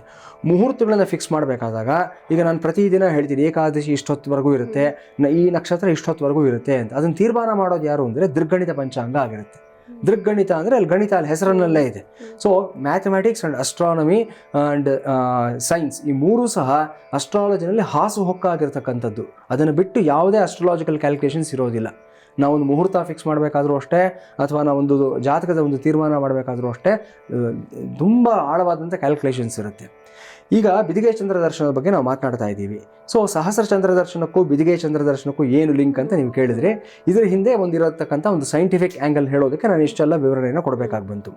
ಸೊ ನಮಗೆ 2 ರೀತಿಯಾದಂಥ ಪಂಚಾಂಗಗಳನ್ನು ನಾವು ಅನುಸರಿಸ್ತೀವಿ. ಸೌರಮಾನ ಪಂಚಾಂಗ, ಚಾಂದ್ರಮಾನ ಪಂಚಾಂಗ ಅನ್ನತಕ್ಕಂಥದ್ದು. ಸೌರಮಾನ ಪಂಚಾಂಗ ಅಂತಂದರೆ ಸೂರ್ಯನ ಚಲನವಲನಗಳ ಆಧಾರವಾಗಿ ಹೇಳ್ತಕ್ಕಂಥದ್ದು. ಚಾಂದ್ರಮಾನ ಪಂಚಾಂಗ ಅಂದರೆ ಚಂದ್ರನ ಒಂದು ಚಲನವಲನಗಳ ಆಧಾರದಲ್ಲಿ ಹೇಳ್ತಕ್ಕಂಥದ್ದು. ಈ ಚಾಂದ್ರಮಾನ ಪಂಚಾಂಗದ ಪ್ರಕಾರವಾಗಿ ನಮಗೆ ಈ ಬರತಕ್ಕಂಥ ತಿಂಗಳುಗಳು ಏನಿದೆ, ಚೈತ್ರ, ವೈಶಾಖ, ಇತ್ಯಾದಿ ಎಲ್ಲ ಹೇಳ್ತೀವಲ್ಲ ನಾವು, ಆಷಾಢ ಇತ್ಯಾದಿ ಪ್ರತಿಯೊಂದು ಮಾಸಗಳು ಅಷ್ಟೇ, ಇವೆಲ್ಲವೂ ಚಾಂದ್ರಮಾನ ಪಂಚಾಂಗದ ಆಧಾರದಲ್ಲಿ ಇರತಕ್ಕಂಥದ್ದು. ಇಲ್ಲಿ 30 ದಿನಗಳಿರುತ್ತೆ ನಮಗೆ. ಆ 30 ದಿನಗಳ ತಿಥಿಯ ವ್ಯಾಪ್ತಿನಲ್ಲಿ ಪ್ರತಿದಿನವೂ ಸಹ ವಿಶೇಷವಾಗಿರುತ್ತೆ. ನಕ್ಷತ್ರಗಳ ಆಧಾರದಲ್ಲೂ ಸಹ ಹೇಳ್ತೀವಿ. ನಕ್ಷತ್ರಮಾನ, ಬಾರಹಸ್ಪತ್ಯಮಾನ ಪಂಚಾಂಗ ಅಂತ ಮತ್ತೊಂದು ಕ್ಯಾಲ್ಕುಲೇಷನ್ಸು ಸಹ ಇರುತ್ತೆ. ಈ ಚಾಂದ್ರಮಾನ ಪಂಚಾಂಗದ ಆಧಾರದಲ್ಲಿ ತೆಗೆದುಕೊಂಡಾಗ ಒಬ್ಬ ವ್ಯಕ್ತಿ ಹುಟ್ಟಿದಾಗಿಂದಾನು ಸಹ ಪ್ರತಿ ಬಾರಿ ಬಿದಿಗೆ ಚಂದ್ರ ದರ್ಶನವನ್ನು 1000 ಬಾರಿ ಮಾಡಿದ್ದಾದಲ್ಲಿ 81 ವರ್ಷಗಳು 3 ತಿಂಗಳ ಕಾಲದಲ್ಲಿ 1000 ಚಂದ್ರ ದರ್ಶನ ಕಂಪ್ಲೀಟ್ ಆಗಿರುತ್ತೆ ಆತನಿಗೆ. ಇದನ್ನೇ ಸಹಸ್ರ ಚಂದ್ರ ದರ್ಶನ ಅಂತ ಹೇಳ್ತೀವಿ ನಾವು. ಅಂದರೆ ಬಿದಿಗೆ ಚಂದ್ರನ ಪ್ರತಿ ಬಾರಿ ನೋಡಬೇಕು ನಾವು, ಪ್ರತಿ ತಿಂಗಳಿನಲ್ಲೂ ನೋಡಬೇಕು. ಶುಕ್ಲ ಪಕ್ಷದ ಬಿದಿಗೆ ಚಂದ್ರ ಇದು ಇಂಪಾರ್ಟೆಂಟ್. ಅಂದರೆ ಅಮಾವಾಸ್ಯೆ ಕಳೆದು ನಂತರ 2 ದಿವಸಕ್ಕೆ ಬರುತ್ತಲ್ಲ, ಈ ಶುಕ್ಲ ಪಕ್ಷದ ಬಿದಿಗೆ ಚಂದ್ರನಲ್ಲಿ ವಿಶೇಷವಾದ ಕಾಂತಿ ಇರುತ್ತೆ, ವಿಶೇಷವಾದಂಥ ಚೈತನ್ಯ ಇರುತ್ತೆ. ಇದನ್ನು ವೃದ್ಧಿ ಚಂದ್ರ ಅಂತ ಕರಿತೀವಿ ನಾವು. ಅಲ್ಲಿಂದ ಆ ಬಿದಿಗೆಯಿಂದ ಹಿಡಿದು ಪೌರ್ಣಮಿವರೆಗೂ ಸಹ, ಕೃಷ್ಣ ಪಕ್ಷದ ಪಂಚಮಿವರೆಗೂ ಸಹ ಚಂದ್ರ ವೃದ್ಧಿಯಲ್ಲೇ ಇರ್ತಾನೆ. ಕೃಷ್ಣ ಪಕ್ಷದ ಪಂಚಮಿಯಿಂದ ಅಮಾವಾಸ್ಯವರೆಗೂ ಸಹ ಚಂದ್ರ ಕ್ಷೀಣಿಸ್ತಾ ಹೋಗ್ತಾನೆ. ಸೊ ಈ ವೃದ್ಧಿ ಚಂದ್ರನ ಒಂದು ಪ್ರಾರಂಭದ ಒಂದು ಕಲೆಗಳು ಏನಿದೆ ಅದು ಬಿದಿಗೆ ದಿವಸ ನಮಗೆ ಕಾಣಿಸುತ್ತೆ. ಅಂದರೆ ಒಂದು ಸಣ್ಣ ಮಗು ಇದ್ದ ಹಾಗೆ ಆ ಚಂದ್ರ, ಬಿದಿಗೆ ಚಂದ್ರನ ನಾವು ನೋಡೋದಾದಲ್ಲಿ ನಮ್ಮ ಒಂದು ಪುಟ್ಟ ಮಗು ನೋಡಿದಾಗ ಯಾವ ರೀತಿ ಒಂದು ಮನಸ್ಸಿಗೆ ಒಂದು ಆಹ್ಲಾದ ಬರುತ್ತಲ್ವ ನಮಗೆ, ಆ ರೀತಿ ಭಾವನೆ ನಮಗೆ ಸಿಗುತ್ತೆ. ಅಂದರೆ ನಮ್ಮ ವೃದ್ಧಿಗೆ, ನಮ್ಮ ಏಳಿಗೆಗೆ, ನಮ್ಮ ಅಭಿವೃದ್ಧಿಗೆ ಅನುಕೂಲಕರವಾಗಿರತಕ್ಕಂಥ ಕಿರಣಗಳು ಬಿದಿಗೆ ಚಂದ್ರನಲ್ಲಿ ಇದೆ ಅನ್ನೋದು ಇದರ ಹಿಂದೆ ಇರತಕ್ಕಂಥ ಒಂದು ಸೂಕ್ಷ್ಮ ಆಗಿರುತ್ತೆ. ಬಿದಿಗೆ ಚಂದ್ರ ದರ್ಶನ ಮಾಡತಕ್ಕಂಥದ್ದು ಹೇಗೆ ಅಂತಂದರೆ, ಚಂದ್ರೋದಯ ಆಗತಕ್ಕಂಥ ಸಮಯದಲ್ಲಿ ಸಾಯಂಕಾಲದಲ್ಲಿ ಹೋಗಬೇಕು. ಹೊರಗಡೆ ನಿಂತ್ಕೊಂಡು ನಾವು ಆ ಚಂದ್ರನನ್ನು ತದೇಕ ಚಿತ್ತದಿಂದ ಒಂದು 2 ನಿಮಿಷಗಳ ಕಾಲ ವೀಕ್ಷಿಸಬೇಕು. ಸೂರ್ಯನಾದರೆ ನೋಡೋದಕ್ಕಾಗೋದಿಲ್ಲ, ನಾವು 1-2 ಸೆಕೆಂಡು ನೋಡೋದಕ್ಕಾಗೋದಿಲ್ಲ. ಚಂದ್ರ ಪ್ರಶಾಂತವಾಗಿರ್ತಾನೆ, ತಂಪಾಗಿರ್ತಾನೆ, ಸಮಸ್ಯೆ ಏನಿಲ್ಲ. ಆ ಚಂದ್ರನನ್ನು ನೋಡ್ಬೋದು ನಾವು.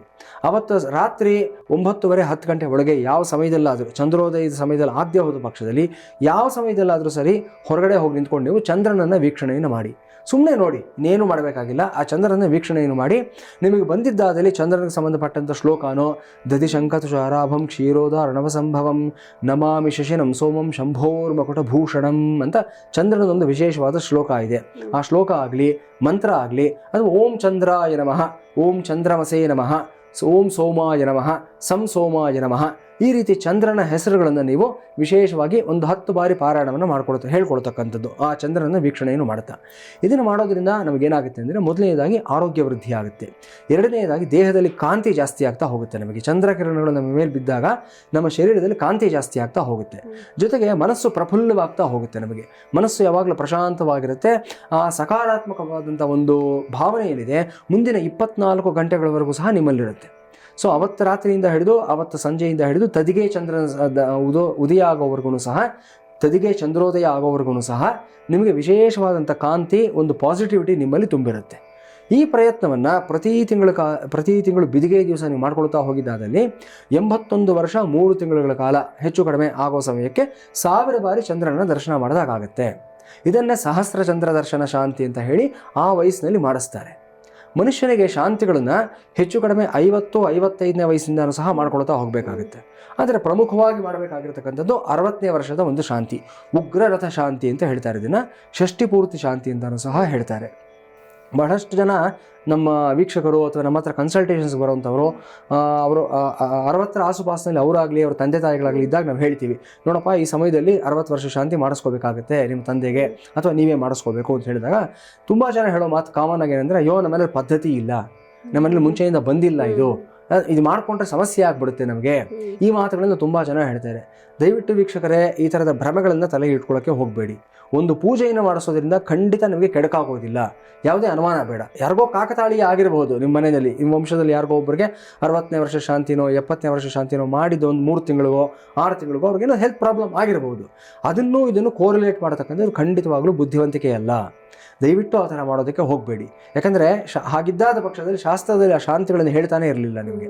ಸೊ ಅದಕ್ಕೆ ಕಾರಣ ಏನಂತಂದರೆ, ಅವ್ರ ಜಾತಕದಲ್ಲಿ ನಡೀತಾ ಇದ್ದಂಥ ದಶಾಭುಕ್ತಿಗಳಾಗಲಿ ಅಥವಾ ಅಷ್ಟಮ ಸ್ಥಾನಾಧಿಪತಿಯ ಒಂದು ಪೊಸಿಷನಿಂಗ್ ಆಗಲಿ, ಸ್ಟ್ರೆಂತ್ ಆಗಲಿ, ಇದೆಲ್ಲ ಕಾರಣ ಆಗಿರುತ್ತೆ. ಅಷ್ಟೇ ಹೊರತು ಖಂಡಿತವಾಗ್ಲೂ ನೀವು ಉಗ್ರರಥ ಶಾಂತಿ ಮಾಡಿದ ಮಾತ್ರಕ್ಕೆ ಸಮಸ್ಯೆ ಆಗುತ್ತೆ ಅನ್ನತಕ್ಕಂಥ ಭ್ರಮೆ ಬೇಡ. ನಿಮ್ಮ ಮನೆಯಲ್ಲಿ ಪದ್ಧತಿ ಇರಲಿ ಇಲ್ಲದೆ ಹೋಗಲಿ, ನಿಶ್ಚಯವಾಗಿ ಪ್ರತಿಯೊಬ್ಬ ಮನುಷ್ಯನೂ ಸಹ 60ನೇ ವರ್ಷಕ್ಕೆ ಉಗ್ರರಥ ಶಾಂತಿ ಮಾಡ್ಕೋಬೇಕು, 70ನೇ ವರ್ಷಕ್ಕೆ ಭೀಮರಥ ಶಾಂತಿ ಮಾಡ್ಕೋಬೇಕು, 80ನೇ ವರ್ಷಕ್ಕೆ ಸಹಸ್ರಚಂದ್ರ ದರ್ಶನ ಶಾಂತಿಯನ್ನು ಮಾಡಬೇಕು, 90ಕ್ಕೆ ಸೌರಿ ಶಾಂತಿಯನ್ನು ಮಾಡಬೇಕು, 100 ವರ್ಷ ಆಗ್ತಾ ಇದ್ದಾಗ ಶತಾಭಿಷೇಕವನ್ನು ಮಾಡಬೇಕು. ಮರಿಮಗ ಅಥವಾ ಮರಿಮಗಳು ಹುಟ್ಟಿದಾಗ ಪ್ರಪೌತ್ರ ಜನನ ಶಾಂತಿ ಅಂತ ಹೇಳಿ ಕನಕಾಭಿಷೇಕವನ್ನು ಸಹ ಮಾಡಿಸ್ಕೋಬೇಕಾಗತ್ತೆ. ಯಾಕೆ ಇದನ್ನು ಹೇಳ್ತಾ ಇದ್ದೀನಿ ಅಂತಂದರೆ, ಮನುಷ್ಯನ ಪೂರ್ಣ ಪರಮಾಯುಸ್ಸು ಅಂತ ಜ್ಯೋತಿಷ್ ಶಾಸ್ತ್ರದಲ್ಲಿ ಹೇಳಿದ್ದೀವಿ. 120 ವರ್ಷಗಳ ಕಾಲ ಭಗವಂತ ನಮಗೆ ಕೊಟ್ಟಿರತಕ್ಕಂಥ ಆಯುಸ್ಸು. ಆದರೆ ಯಾರೂ ಬದುಕ್ತಾ ಇಲ್ಲ ಇವತ್ತಿನ ಕಾಲ. 120 ವರ್ಷಗಳ ಕಾಲ ಯಾಕೆ ಬದುಕ್ತಾ ಇಲ್ಲ ಅಂದರೆ, ನಮ್ಮ ಜೀವನವನ್ನು ನಾವೇ ಮೊಟಕು ಮಾಡ್ಕೊಳ್ತಾ ಇದ್ದೀವಿ, ಅದನ್ನು ಕುಂಠಿತ ಮಾಡ್ಕೊಳ್ತಾ ಇದ್ದೀವಿ. ಧರ್ಮಕ್ಕೆ ವಿರುದ್ಧವಾದಂಥ ಜೀವನ ಶೈಲಿ, ಶಾಸ್ತ್ರಕ್ಕೆ ವಿರುದ್ಧವಾದಂಥ ಜೀವನ ಶೈಲಿ ಮತ್ತು ನಕಾರಾತ್ಮಕ ಚಿಂತನೆಗಳು, ನಕಾರಾತ್ಮಕವಾದಂಥ ಒಂದು ಹ್ಯಾಬಿಟ್ಸು, ಇದೆಲ್ಲವನ್ನು ಇಟ್ಕೊಂಡು 60-70ಕ್ಕೆ ನಮ್ಮ ಆಯುಸ್ಸನ್ನು, ನಮ್ಮ ಪ್ರಯಾಣವನ್ನು ನಾವೇ ಮೊಟಕು ಮಾಡ್ಕೊಳ್ತಾ ಇದ್ದೀವಿ.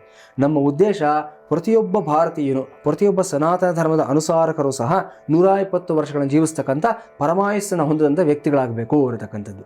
ಜೊತೆಗೆ ಸುಮ್ಮನೆ ಬದುಕೋದಲ್ಲ, ಏನೋ ಕಷ್ಟಪಟ್ಕೊಂಡು ನೀವು ಬೆಡ್ಡಲ್ಲಿದ್ದು ಅಥವಾ ಕುಂಟುಕೊಂಡು ತೆವಳುಕೊಂಡು, ಖಂಡಿತ ಅಲ್ಲ.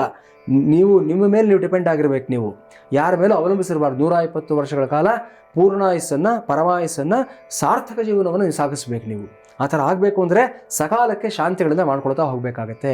60 ದಾಟ್ತಾ ಇದ್ದ ಹಾಗೆ ಒಂದು ಸಿಂಹಾವಲೋಕನ ಮಾಡ್ಕೋಬೇಕು. 120 ಅಂತಂದರೆ ಪರಮಾಯುಸ್ಸು, 60 ಅಂತಂದರೆ ಅದರಲ್ಲಿ ಅರ್ಧ, ಅಂದರೆ ಹಾಫ್ ವೇ ಥ್ರೂ ನಾವು ಕಳೆದಿದ್ದೀವಿ ಅಂತ. ಇಂಗ್ಲೀಷ್ನಲ್ಲಿ ಒಂದು ಮಾತನ್ನು ಹೇಳ್ತಾರೆ, ಲೈಫ್ ಬಿಗಿನ್ಸ್ ಆಫ್ಟರ್ 40 ಅಂತ ಹೇಳ್ತಾರೆ. ತುಂಬ ಜನಕ್ಕೆ ಇವತ್ತು ಒಂದು ಡಿಪ್ರೆಷನ್ನು, ಇಲ್ಲ ಅಂದರೆ ಒಂದು ನಿರಾಸಕ್ತಿ, ಅಯ್ಯೋ ನನಗೆ 40 ಆಗೋಯ್ತು, 45 ಆಗೋಯ್ತು, ಇನ್ನೇನಿದೆ ಲೈಫಲ್ಲಿ ನೋಡೋದು, 50 ಆಗೋಯ್ತು, ಇನ್ನೇನಿದೆ, ಈ ಮಾತುಗಳನ್ನ ಕೇಳ್ತಾ ಇರ್ತೀವಿ ನಾವು. ಆಂಗ್ಲ ಇದರಲ್ಲಿ ಸಂಪ್ರದಾಯದಲ್ಲಿ ಈ ಮಾತನ್ನು ಹೇಳ್ತಾರೆ, ಲೈಫ್ ಬಿಗಿನ್ಸ್ ಆಫ್ಟರ್ 40 ಅಂತ. ಇಲ್ಲಿಂದ ಮುಂದಕ್ಕಿದೆ ಲೈಫ್, ಇನ್ನೂ ಬದುಕು, ಇನ್ನೂ ಸಾಧನೆ ಮಾಡು, ಇನ್ನೂ ಏನೋ ಹೋಗ್ತೀಯ ದೊಡ್ಡ ಮಟ್ಟಕ್ಕೆ ಅಂತ ಹೇಳ್ತಾರೆ. ಅದನ್ನೇ ನಾನು ನಮ್ಮ ಧರ್ಮಕ್ಕೆ ಅನುಸಾರವಾಗಿ ಹೇಳೋದು ಅಂತಂದರೆ, ಲೈಫ್ ಬಿಗಿನ್ಸ್ ಆಫ್ಟರ್ 60 ಅಂತ ನಾನು ಹೇಳ್ತೀನಿ. ನಾನು ಯಾಕಂದ್ರೆ 120 ವರ್ಷ ಮಾಯಿಸಿರೋದು ಪೂರ್ತಿ ಪರಮಾಯಿಸಿರುವಂಥದ್ದು, ಇನ್ನೂ 60 ವರ್ಷ ಬದುಕಬೇಕು. ನಾವು ಜೀವನೋತ್ಸಾಹ ಬೇಕು ನಮಗೆ ಬದುಕಬೇಕು ಅಂತಂದರೆ. ನಾನೇನೋ ಮಾಡಬೇಕು, ಸಾಧ್ಯ ಮಾಡಬೇಕು. ಟ್ರಂಪ್ ಯಾವ ವಯಸ್ಸಲ್ಲಿ ಪ್ರೆಸಿಡೆಂಟ್ ಆಗಿದ್ದು, ನರೇಂದ್ರ ಮೋದಿ ಯಾವ ವಯಸ್ಸಲ್ಲಿ ಪ್ರೈಮ್ ಮಿನಿಸ್ಟರ್ ಆಗಿದ್ದು, ಇದನ್ನೆಲ್ಲ ನೋಡಿದ್ರೆ ನಮಗೂ ಒಂದು ಸ್ಫೂರ್ತಿ ಸಿಗುತ್ತೆ. ಆ ವಯಸ್ಸಿನಲ್ಲೂ ಏನೋ ಮಾಡ್ಬೋದು. 85 ವಯಸ್ಸಿನಲ್ಲಿ ಅಮಿತಾಬ್ ಬಚ್ಚನ್ ಯಾಕೆ ಕಷ್ಟಪಡ್ತಾರೆ? ಬೆಳಿಗ್ಗೆ 6 ಗಂಟೆಗೆ ಸೆಟ್ಟಲ್ಲಿ ಕೂತಿರ್ತಾರೆ ಬಂದ್ಬಿಟ್ಟು. ಅವರು ಟೈಮ್ ಪಂಕ್ಚುಯಾಲಿಟಿನ ಮೇಂಟೈನ್ ಮಾಡ್ತಾರೆ. ಈಗ ಈ ವಯಸ್ಸಲ್ಲಿ ದುಡಿಬೇಕಾದಂಥ ಅವಶ್ಯಕತೆ ಏನಿದೆ? ದುಡ್ಡು ಅಲ್ಲ, ದುಡ್ಡಿನ ಹಂತ ದಾಟಿಬಿಟ್ಟಿರ್ತಾರೆ ಅವರು. ಇನ್ನೇನೋ ಒಂದು ಜೀವನೋತ್ಸಾಹ, ಕೆಲಸ ಮಾಡಬೇಕು, ಏನನ್ನೋ ಕೊಟ್ಟು ಹೋಗಬೇಕು 4 ಜನಕ್ಕೆ ಅನ್ನತಕ್ಕಂಥದ್ದು. ಸೊ ಈ ಜೀವನೋತ್ಸಾಹ ನಮ್ಮ ಎಲ್ಲ ವೀಕ್ಷಕರಲ್ಲೂ ಬರಲಿ ಅನ್ನೋ ಕಾರಣಕ್ಕೋಸ್ಕರವಾಗಿ ಶಾಂತಿಗಳನ್ನು ಸಕಾಲಕ್ಕೆ ಮಾಡ್ಕೊಳ್ಳಿ ಅಂತ ನಾವು ನಿಮಗೆ ಹೇಳ್ತಾ ಇದ್ದೀವಿ ವೀಕ್ಷಕರೇ. ಸೊ ಬಿದಿಗೆ ಚಂದ್ರ ದರ್ಶನವನ್ನು ಇವತ್ತಿನಿಂದ ಪ್ರಾರಂಭ ಮಾಡಿ, ಇಲ್ಲಿವರೆಗೂ ನಿಮಗೆ ಗೊತ್ತಿಲ್ಲದೆ ಹೋದರೂ ಚಿಂತೆ ಇಲ್ಲ. ಪ್ರತಿ ತಿಂಗಳು ಅಷ್ಟೇ ಬಿದಿಗೆ ದಿವಸ ಹೊರಗಡೆ ಹೋಗಿ ಚಂದ್ರನನ್ನು ದಿಟ್ಟಿಸಿ ನೋಡಿ. ಕೆಲವು ಕಾಲ ಆ ಚಂದ್ರನ ಜೊತೆ ಒಂದು ತಾದಾತ್ಮ್ಯತೆಯನ್ನು ಬೆಳೆಸ್ಕೊಳ್ಳಿ, ಒಂದು ಅನುಬಂಧವನ್ನು ಬೆಳೆಸ್ಕೊಳ್ಳಿ. ಆ ಒಂದು ಪ್ರಶಾಂತವಾದ ಕಿರಣಗಳನ್ನು ನೀವು ಒಂದು ಪೂರಕವಾಗಿ ತಗೊಳ್ಳಿ.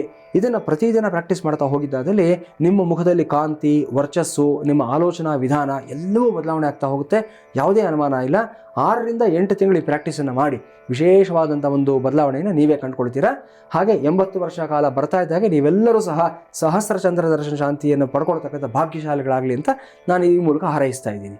ಖಂಡಿತ ಗುರುಜಿ. ಇನ್ನು ವೀಕ್ಷಕರೇ, ನೀವು ಕೂಡ ಗುರುಗಳ ಹತ್ರ ಮಾತಾಡಬಹುದು. ಟಿವಿ ಸ್ಕ್ರೀನ್ ಮೇಲೆ ಲಭ್ಯರಂತ ನಂಬರ್ಸ್ಗೆ ಕಾಲ್ ಮಾಡಿ ಗುರುಜಿ ಹತ್ರ ಮಾತಾಡಿ.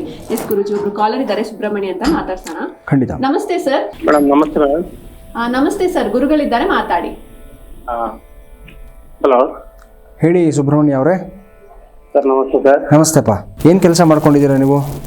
ಸರ್ ಇವಾಗ ಬಂದು ವ್ಯವಸಾಯ ಸ್ವಲ್ಪ ಸಣ್ಣ ಬಿಸಿನೆಸ್ ಮಾಡ್ತಾ ಇದ್ದೀವಿ, ಹಾಲು ಪ್ಲಸ್ ಈ ಚಿಲ್ಲರೆ ಅಂಗಡಿ ಅಂತ.